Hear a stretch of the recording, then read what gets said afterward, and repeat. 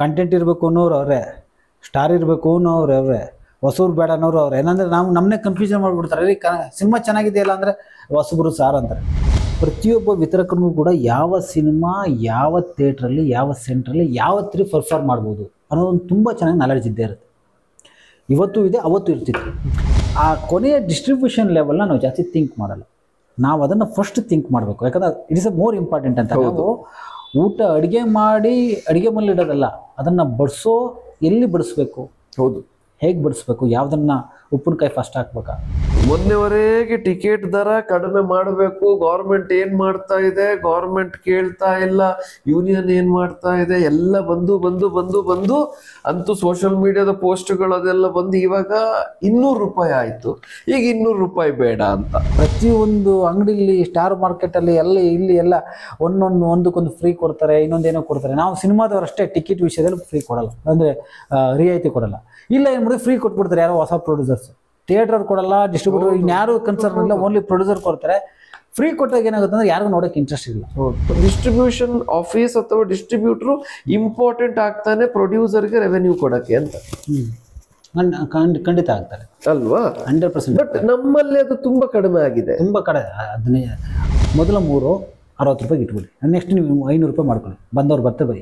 ಏನಕ್ಕೆ ಅಂದರೆ ಸರ್ ದೊಡ್ಡ ಸಿನಿಮಾಗಳಿಗೆ ಎಷ್ಟು ದುಡ್ಡಿದ್ರು ಹೋಗ್ತಾರೆ, ಎಷ್ಟೇ ದುಡ್ಡಿಡಿ ನೀವು 1000 ರೂಪಾಯಿ ಇದ್ರೂ ಹೋಗ್ತಾರೆ. ಹೌದು, ಸಣ್ಣ ಪುಟ್ಟ ಸಿನಿಮಾಗಳ ಚಾನ್ಸ್ ತಗೋಬೇಕು ಅಂತಂದರೆ ನಮಗೆ ಈ 3 ತುಂಬ ಇಂಪಾರ್ಟೆಂಟ್ ಆಗುತ್ತೆ.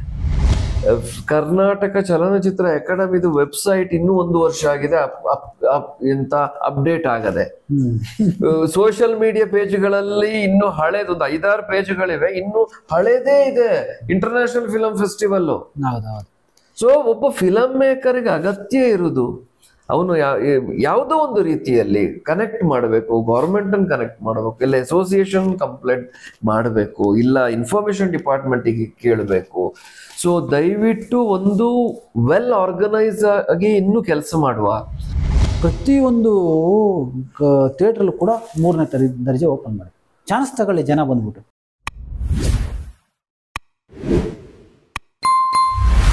ನಮಸ್ತೆ ಸರ್, ಕಾರ್ಯಕ್ರಮಕ್ಕೆ ಸ್ವಾಗತಿಸ್ತಾ ಇದ್ದೇನೆ. ಇವತ್ತು FMC ಪರವಾಗಿ ನಾನೇ ಇದ್ದೇನೆ ಅಂಡ್ ತುಂಬಾ ಖುಷಿ ಆಗ್ತಿದೆ ಇಬ್ರು ಸಿನಿಮಾ ಮೇಕರ್ಸ್ ಮಾತಾಡೋದು.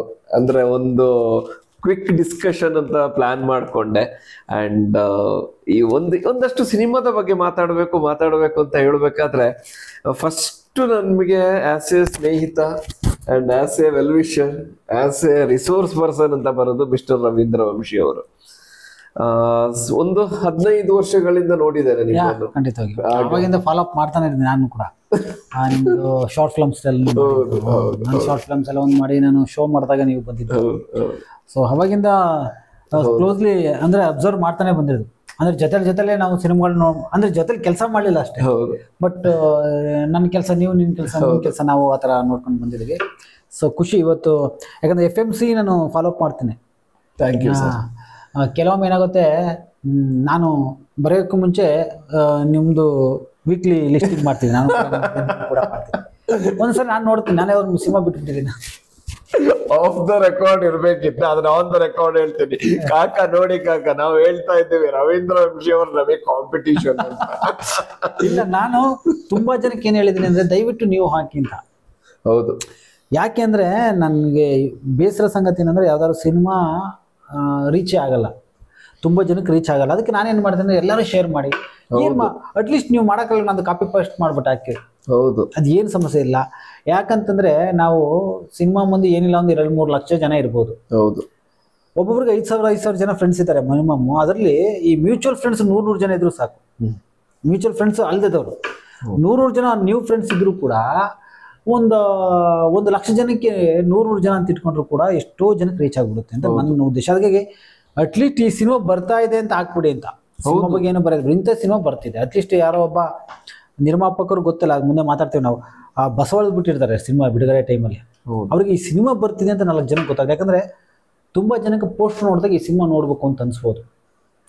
ಕೆಲವೊಮ್ಮೆ ಕೇಳಿದಾಗ ಅನಿಸ್ತಾ ಇದ್ರು ಆ ಚಿತ್ರ, ಆ ಪೋಸ್ಟ್ರು, ಆ ಡಿಸೈನ್ ನೋಡಿ ಈ ಸಿನಿಮಾ ನೋಡ್ಬೇಕು ಅಂತ ಎಷ್ಟೋ ಜನಕ್ಕೆ ಅನಿಸುತ್ತೆ. ಅದನ್ನ ತಲುಪಿಸ್ಬೇಕು ಎಲ್ಲರೂ. ಈಗ ತುಂಬಾ ರಿಸ್ಟ್ರಿಕ್ಷನ್ ಏನಪ್ಪ ನಮ್ಮ ಸಿನಿಮಾದವ್ರಿಗೆ ಅಂದರೆ ಹೋರ್ಡಿಂಗ್ಸು ಲಕ್ಷಾಂತರ ರೂಪಾಯಿ ಆಗುತ್ತೆ. ಗೋಡೆ ಮೇಲೆ ಪೋಸ್ಟರ್ಗಳು ಅಂಟಿಸೋಂಗಿಲ್ಲ, ಅದು ಬೇರೆ ಬೇರೆ ಸಮಸ್ಯೆ. ಹೌದು.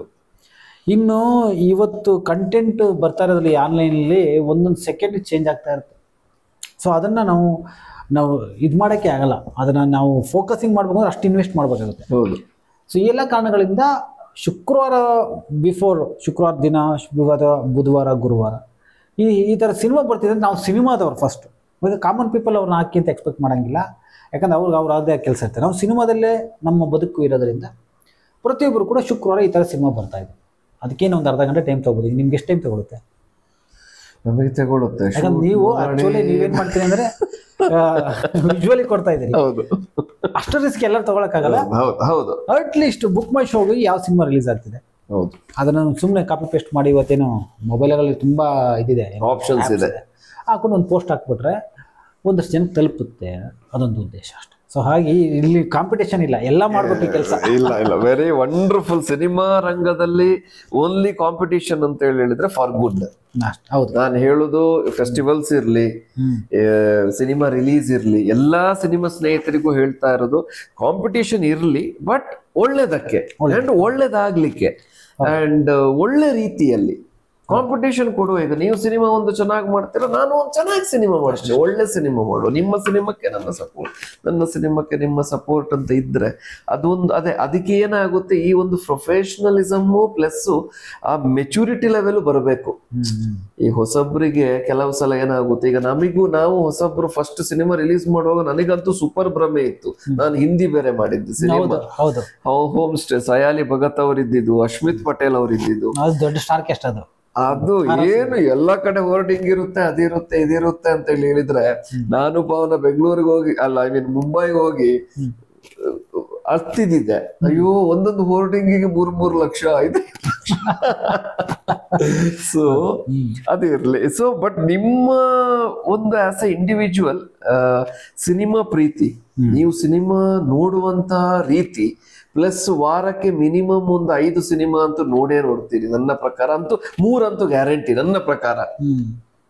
ಅಂಡ್ ಅದಕ್ಕೆ ಖರ್ಚಾಗುವ not only money, the time and the resource ನಿಮ್ದು ಇದಿಷ್ಟು. ಇದನ್ನು ಡೆಡಿಕೇಟೆಡ್ ಮಾಡಿದ್ರೆ ಇದು 100% ಸಿನಿಮಾ ರಿಸೋರ್ಸ್ ವ್ಯಕ್ತಿ ಅಂತ ಹೇಳುದ್ರಲ್ಲಿ ಸಂಶಯನೇ ಇಲ್ಲ. ಒಂದು ವೆರಿ ಹ್ಯಾಪಿ ಸರ್, ಅದರಲ್ಲಿ ತುಂಬಾ ಖುಷಿ ನಂಗೆ. ಒಂದು ಎರಡನೇದು ಫ್ರೆಂಡ್ ಅಫ್ಕೋರ್ಸ್, ಅಂಡ್ ಒಂದಷ್ಟು ಡಿಸ್ಕಷನ್ ಮಾಡ್ಬೇಕಾದ್ರೆ ಮನ್ಸು ಬಿಚ್ಚಿ ಮಾತಾಡುವವರು ಸಿನಿಮಾದ ಬಗ್ಗೆ.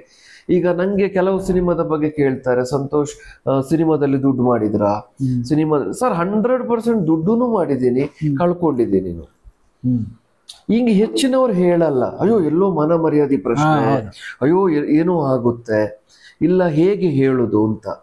ತಪ್ಪಿಲ್ಲ ಸರ್. ಎಷ್ಟು ಜನ ನಾನು ಯಾವತ್ತೂ ಹೇಳ್ತೀನಿ, ಹಾಸ್ಪಿಟಲ್ ಮಾಡಿ ಲಾಸ್ ಆಗ್ತಾರೆ, ಬಾರ್ ಅಂಡ್ ರೆಸ್ಟೋರೆಂಟ್ ಮಾಡಿ ಲಾಸ್ ಆಗ್ತಾರೆ, ಸಿನಿಮಾ ಮಾಡಿದ್ರೆ ಮಾತ್ರ ಅದು ಲಾಸ್ ಆಗ್ತಾರೆ, ಫೀಲ್ಡ್ ಬಿಟ್ಟು ಹೋಗ್ತಾರೆ, ಇದೆಲ್ಲ ಹೇಳ್ತಾರೆ. But cinema is such a wonderful field ಅಂತ ಹೇಳೋದಕ್ಕೂ ತುಂಬಾ ನಮ್ಮ ಹತ್ರ ಉದಾಹರಣೆಗಳಿವೆ. ಸೊ ನಿಮ್ಮ ಸಿನಿಮಾದ ಪ್ರೀತಿ, ಸಿನಿಮಾ ನೋಡುವ ಕತೆ, ಇದರಿಂದನೇ ನಾನು ಟಾಪಿಕ್ ತಕೊಂಡ್ರೆ. ಅಂಡ್ ಅಫ್ಕೋರ್ಸ್ ನೀವು 8 ಸಿನಿಮಾ ಡೈರೆಕ್ಟ್ ಮಾಡಿದ್ದೀರಿ ಇಲ್ಲಿವರೆಗೆ. ಆಕ್ಚುಲಿ ರಿಲೀಸ್ ಆಗಿರೋದು 6 ಸಿನಿಮಾಗಳು.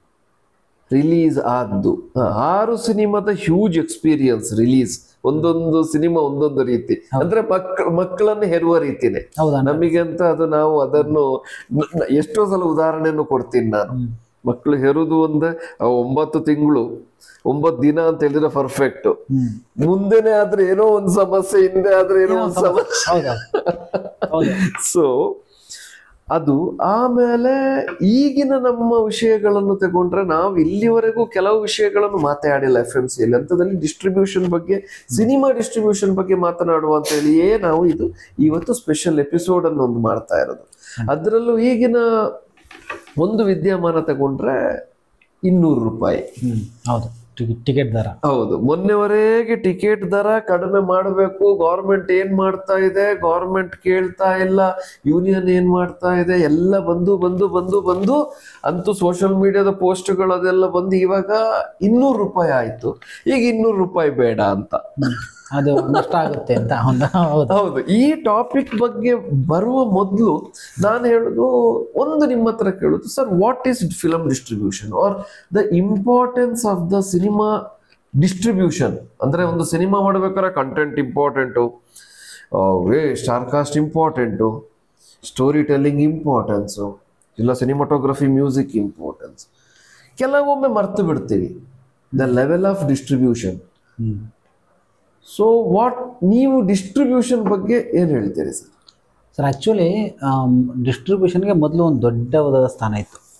ನಾನು ಗಮನಿಸಿದಾಗೆ ನಾವು ಹಳೆ ಸಿನಿಮಾಗಳು ನೋಡಿದಾಗ ಫಸ್ಟ್ ಬರ್ತಿದ್ದೆ ಹಂಚಿಕೆದಾರರು, ಮೈಸೂರು ಮಂಡ್ಯ ಹಂಚಿಕೆದಾರರು, MMCH ಆ ಥರದ್ದೆಲ್ಲ ಒಂದಷ್ಟು ಇತ್ತು. ನಿಜಕ್ಕೂ ಅವಾಗ ನೀವು ಅವಾಗಲೂ ಅಷ್ಟೇ ಇವಾಗಲೂ ಅಷ್ಟೇ ನೀವು ಡಿಸ್ಟ್ರಿಬ್ಯೂಟರ್ ಹತ್ರ ಕೂತ್ಕೊಂಡಾಗ ಅವ್ರು ಒಂದಷ್ಟು ಹೇಳ್ತಾರೆ, ಈ ಸೆಂಟ್ರಲ್ಲಿ ಕನ್ನಡ ಓಡಲ್ಲ, ಈ ಸೆಂಟ್ರಲ್ಲಿ ಈ ಫ್ಯಾಮಿಲಿ ಸಿನಿಮಾ ಓಡಲ್ಲ, ಸಂಜೆ ನೈಟ್ ಟೈಮಲ್ಲಿ ಈ ಥರ ಸಿನಿಮಾ ಹೋಗುತ್ತೆ. ಅಂದರೆ ಪ್ರತಿಯೊಬ್ಬ ವಿತರಕನಿಗೂ ಕೂಡ ಯಾವ ಸಿನಿಮಾ ಯಾವ ಥಿಯೇಟ್ರಲ್ಲಿ ಯಾವ ಸೆಂಟ್ರಲ್ಲಿ ಯಾವತ್ತೂ ಪರ್ಫಾರ್ಮ್ ಮಾಡ್ಬೋದು ಅನ್ನೋದೊಂದು ತುಂಬ ಚೆನ್ನಾಗಿ ನಾಲೆಡ್ಜ್ ಇದ್ದೇ ಇರುತ್ತೆ.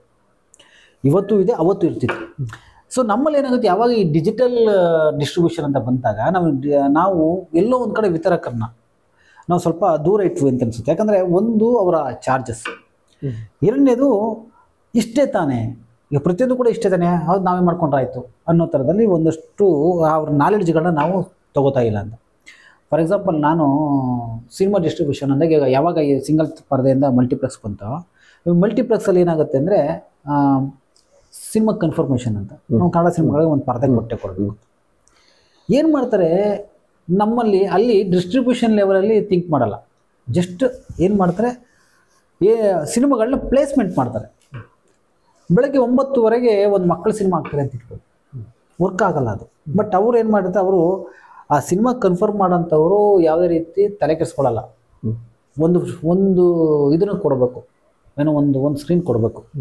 ಬೇರೆ ಬೇರೆ ಕಾರಣಗಳು ಸಿನಿಮಾ ಹೋಗುತ್ತೆ, ಅದೆಲ್ಲ ಬೇರೆ ಬೇರೆ ಕಾರಣಗಳಿಗೆ ಅವ್ರು ಒಂದು ಕನ್ನಡ ಸಿನಿಮಾಗೆ ಒಂದು ಪರದೆ ಕೊಡಬೇಕು, ಕೊಟ್ಟರಾಯ್ತು ಅಂತ ಒಂದು ಪರದೆ ಕೊಟ್ಬಿಡ್ತಾರೆ. ನಿಮ್ಗೇನಾಗುತ್ತೆ 9:00 ಒಂದು ಶೋ ಕೊಡ್ತಾರೆ, ಸಂಜೆ 7:00 8:00 ಒಂದು ಶೋ ಕೊಡ್ತಾರೆ. ನೀವು ಮಕ್ಕಳ ಸಿನಿಮಾಗಳಿಗೆ ಆ ಥರ ಶೋ ಕೊಟ್ಟರೆ ಸಿನಿಮಾ ಜನ ಬರಲ್ಲ, ಲ್ಯಾಕ್ ಆಫ್ ಆಡಿಯನ್ಸ್ ಆಗುತ್ತೆ, ಸಿನಿಮಾ ಎತ್ತಂಗಡಿ ಮಾಡ್ತಾರೆ. ಹೊಸಬ್ರ ಸಿನಿಮಾಗಳು ಸೆಕೆಂಡ್ ಪಾಯಿಂಟ್, ಹೊಸಬ್ರ ಸಿನಿಮಾಗಳಿಗೆ ಅಗೈನ್ ಇದೇ ಪಾಯಿಂಟ್ ಮಾಡ್ತಾರೆ. ಬೆಳಗ್ಗೆ 9:00 ಬೆಳಗ್ಗೆ ಎದ್ದ ತಕ್ಷಣ 6:15 9 ಗಂಟೆಗೆ ರೆಡಿಯಾಗಾರೋ ಹೋಗಲ್ಲ. ವಿತರಕರ ನಾಲೆಡ್ಜ್ ಬೇಕಾದ್ದೇ ಇಲ್ಲಿ, ಅವ್ರಿಗೆ ಗೊತ್ತು. ಸೊ ನಾವು ಡಿಸ್ಟ್ರಿಬ್ಯೂಷನ್ ಅಂತಂದ್ರೆ ಏನಪ್ಪ ಅಂದರೆ ಸಿನಿಮಾನ ತೊಗೊಂಡು ಒಂದಷ್ಟು ಥಿಯೇಟ್ರ್ಗಳಿಗೆ ಸೆಟಪ್ ಮಾಡಿ ಹಾಕೋದಷ್ಟೇ ಅಲ್ಲ. ಆ ಡಿಸ್ಟ್ರಿಬ್ಯೂಟ್ರು ನಮ್ಮ ಸಿನಿಮಾನ ಒಂದ್ಸರಿ ಗಮನಿಸಿ. ಮೊದಲೆಲ್ಲ ಸಿನಿಮಾ ಒಂದ್ಸರಿ ನೋಡೋರು, ನಿಮ್ಗೆ ಗೊತ್ತರ ಒಂದು ಶೋ ಮಾಡ್ತಾ ಇದ್ದೀವಿ, ಇವಾಗ ಯಾರು ಡಿಸ್ಟ್ರಿಬ್ಯೂಷನ್ ನಾವೇನು ತಗೊಂಡೋಗ್ತಾ ಸಿನಿಮಾದ ಎಷ್ಟೋ ಜನ ಡಿಸ್ಟ್ರಿಬ್ಯೂಟರ್ಗಳಿಗೆ ನಮ್ಮ ಸಿನಿಮಾ ಏನಂತಲೇ ಗೊತ್ತಿರಲ್ಲ, ಅವ್ರ ಸಿನಿಮಾನೂ ನೋಡಲ್ಲ. ಯಾಕಂದ್ರೆ ನಾವೇನು ಮಾಡ್ತೀವಿ, ಸಿನಿಮಾ ಎಲ್ಲ ರಿಲೀಸ್ಗೆ ರೆಡಿ ಮಾಡ್ಕೋತೀವಿ, 15 ದಿನ 1 ತಿಂಗಳು ಇದ್ದಾಗ ತಗೊಂಡೋಗಿ ಅವ್ರ ಮುಂದೆ ಇರ್ತೀವಿ, ಸಿನಿಮಾ ರಿಲೀಸ್ ಮಾಡ್ಕೊಡಿ ಅಂತ. ಡಿಸ್ಟ್ರಿಬ್ಯೂಟರ್ ಏನು ಮಾಡ್ತಾರೆ, ಅವಾಗ ನಮ್ಮ ಸಿನಿಮಾ ಬಗ್ಗೆ ಗೊತ್ತಿಲ್ಲ, ಆ ಟೈಮು ಸ್ಪ್ಯಾನ್ ಕಡಿಮೆ ಇರುತ್ತೆ, 15 ಡೇಸ್ ಇರುತ್ತೆ. ಅವ್ರೇನು ಮಾಡ್ತಾರೆ, ಆಮೇಲೆ ಅವ್ರದ್ದು ಒಂದಷ್ಟು ಕಮಿಟ್ಮೆಂಟ್ ಇರುತ್ತೆ, ಅವ್ರೇನು ಮಾಡ್ತಾರೆ, ಆಯಿತು ನಿಮ್ಮ ಕಾನ್ಫಿಡೆನ್ಸ್ ನಾವು ಮಾಡ್ಕೊಡ್ತೀವಿ ಅಂತ. ಫಿಲ್ಮ್ ಮೇಕರಾಗಿ ನಾವೆಲ್ಲ ಥಿಂಕ್ ಮಾಡ್ತೀವಿ, ಕತೆ ಹೆಂಗಿರಬೇಕು, ಚಿತ್ರಕಥೆ ಹೆಂಗಿರಬೇಕು, ಸಂಭಾಷಣೆ ಹೆಂಗಿರಬೇಕು, ಮೇಕಿಂಗ್ ಇರಬೇಕು ಇದೆ. ಆ ಕೊನೆಯ ಡಿಸ್ಟ್ರಿಬ್ಯೂಷನ್ ಲೆವೆಲ್ನ ನಾವು ಜಾಸ್ತಿ ಥಿಂಕ್ ಮಾಡಲ್ಲ, ನಾವು ಅದನ್ನು ಫಸ್ಟ್ ಥಿಂಕ್ ಮಾಡಬೇಕು. ಯಾಕಂದ್ರೆ it is a more important ಅಂತ. ನಾವು ಊಟ ಅಡುಗೆ ಮಾಡಿ ಅಡುಗೆ ಮನೇಲಿ ಇಡೋದಲ್ಲ, ಅದನ್ನು ಬಡಿಸೋ ಎಲ್ಲಿ ಬಡಿಸ್ಬೇಕು, ಹೌದು ಹೇಗೆ ಬಡಿಸ್ಬೇಕು, ಯಾವುದನ್ನು ಉಪ್ಪಿನಕಾಯಿ ಫಸ್ಟ್ ಹಾಕ್ಬೇಕಾ, ಇದನ್ನು ನಮಗೊಂದು ಗೊತ್ತಿರಬೇಕು. ಸೊ ಹಾಗಾಗಿ ನಾನು ಹೇಳೋದೇನಪ್ಪ ಅಂದರೆ, ಸಿನಿಮಾ ಮಾಡೋದು ಒಂದು ಲೆಕ್ಕ, ಬಿಡುಗಡೆ ಮಾಡೋದು ಇನ್ನೊಂದು ಲೆಕ್ಕ. ಈ ಬಿಡುಗಡೆ ಮಾಡೋದು ಇನ್ನೊಂದು ಲೆಕ್ಕ ಅಂದರೆ ಆ ಲೆಕ್ಕದಲ್ಲಿ ಬರ್ತಾರೆ ಡಿಸ್ಟ್ರಿಬ್ಯೂಟರ್. ಸೊ ಡಿಸ್ಟ್ರಿಬ್ಯೂಟರ್ ನಾಲೆಡ್ಜ್ಗಳನ್ನ ನಾವು ಗಮನಿಸ್ಬೇಕಾಗುತ್ತೆ. ಅದೇ 100%. ಯಾಕೆ ಅಂತ ಹೇಳಿದ್ರೆ, ಈಗ ಒಂದು 30 ವರ್ಷದ ಹಿಂದೆ 20 ವರ್ಷದ ಹಿಂದೆನೂ ಇರ್ಬೋದು, ಅಂದ್ರೆ ನಾವೆಲ್ಲ ಆವಾಗ ಎಂಟ್ರಿ ಆದಷ್ಟೇ. ಏರಿಯಾ ವೈಸ್ ಸಿನಿಮಾ ಮೊದ್ಲೇ ನೀವು ಹೇಳಿದಾಗೆ ಥ್ಯಾಂಕ್ಸ್ ಲೆಟರ್ ಅದು ಬರೋದು, ಏರಿಯಾ ವೈಸ್ ಮೊದ್ಲೇ ಸಿನಿಮಾ ತಗೊಳ್ಳೋದು. ಸಮ್ ಸೂಪರ್ ಸ್ಟಾರ್ಸ್ ಅವರಿಗೆಲ್ಲ ನಿಮಗೆ ಸಿನಿಮಾ ರಿಲೀಸ್ ಮುಹೂರ್ತ ಮಾಡುವಾಗ ಸಿನಿಮಾ ಮೇಕಿಂಗ್ ಅಲ್ಲಿ ಇರ್ಬೇಕಾದ್ರೆ ಅಡ್ವಾನ್ಸ್ ಬರ್ತಾ ಇದ್ದಿದ್ದು, ಆ ಪಾಯಿಂಟ್ ಗಳಲ್ಲಿ ಹೋಗ್ತಿದ್ರೆ ಒಂದು. ಇನ್ನೊಂದು, ಮೊದ್ಲಿನ ವಿತರಕರು ಡಿಸ್ಟ್ರಿಬ್ಯೂಟರ್ ಅಂತ ಹೇಳಿದ್ರೆ ಅವರಿಗೆ ರೆಸ್ಪಾನ್ಸಿಬಿಲಿಟಿ ತುಂಬಾ ಇರ್ತಿತ್ತು, ಅಂದ್ರೆ ನೆಗೆಟಿವ್ ಅಲ್ಲಿ ಇರ್ತಿತ್ತು. ರೀಲ್ ಬೈ ರೀಲ್ ಸಿನಿಮಾ, ಆವಾಗ ಟೆಲಿಕಾಸ್ಟಿಂಗ್ ವಿಧ ಬೇರೆ. ಹೌದೌದು, ಖಂಡಿತವಾಗಿ. ರೀಲ್ ಇವಾಗ ಒಂದು 10 ರೀಲ್ ಬಂತು ಅಂತ ಹೇಳಿದ್ರು. ಸಿನಿಮಾದಲ್ಲಿ ಒಂದು 7 ರೀಲ್ ಇದೆ, ಒಂದು 10 ರೀಲ್ ಬರುತ್ತೆ, ಟೋಟಲ್ 10 ಪ್ಯಾಕೇಜ್ ಬರುತ್ತೆ. ಅಂದ್ರೆ ಒಂದೊಂದು ಏರಿಯಾಕ್ಕೆ ಕೊಟ್ಟಾಯ್ತು. ಅಂಡ್ ಸೆಕೆಂಡ್ ಸೆಂಟರ್ ರಿಲೀಸ್ ಮಾಡ್ಬೇಕಾದ್ರೆ first reel timing 1 hour late ಇಡು, ಇಲ್ಲಿಂದ ರೀಲ್ ಅಲ್ಲಿಗೆ ತಗೊಂಡೋಗು, ಅಲ್ಲಿಂದ ಇಲ್ಲಿಗೆ ರೀಲ್ ತಗೊಂಡೋಗಿ, ಈ ರೀಲ್ ತಗೊಂಡು ಹೋಗುದಂದ್ರೆ ಇದು ಸಿನಿಮಾ ಮೇಕರ್ಸ್ ಎಲ್ಲರಿಗೂ ಗೊತ್ತಿರುತ್ತೆ. ಹಳೆ ಸಿನಿಮಾ ಮೇಕರ್ಸ್ ಡಿಸ್ಟ್ರಿಬ್ಯೂಟರ್ ಎಲ್ಲರಿಗೂ ಗೊತ್ತಿರುತ್ತೆ. ಬಟ್ ಇವಾಗ ಮಾತಾಡ್ತಾ ಹೆಂಗಾಗಿದೆ, ಮಾತಾಡ್ತಾ ಅಂತ ಹೇಳಿದ್ರೆ ಈಗ ಜನರೇಷನ್ ವೈಸ್ ಹೆಂಗಾಗಿದೆ ಅಂತ ಹೇಳಿದ್ರೆ, ಡಿಸ್ಟ್ರಿಬ್ಯೂಟರ್ ಅಂತ ಹೇಳಿದ್ರೆ ಜಸ್ಟ್ ಥಿಯೇಟರ್ ಒಂದು ಫಿಕ್ಸ್ ಮಾಡ್ಕೊಡಕ್ಕೆ ಅಂತ ಆಗಿದೆ. 100%.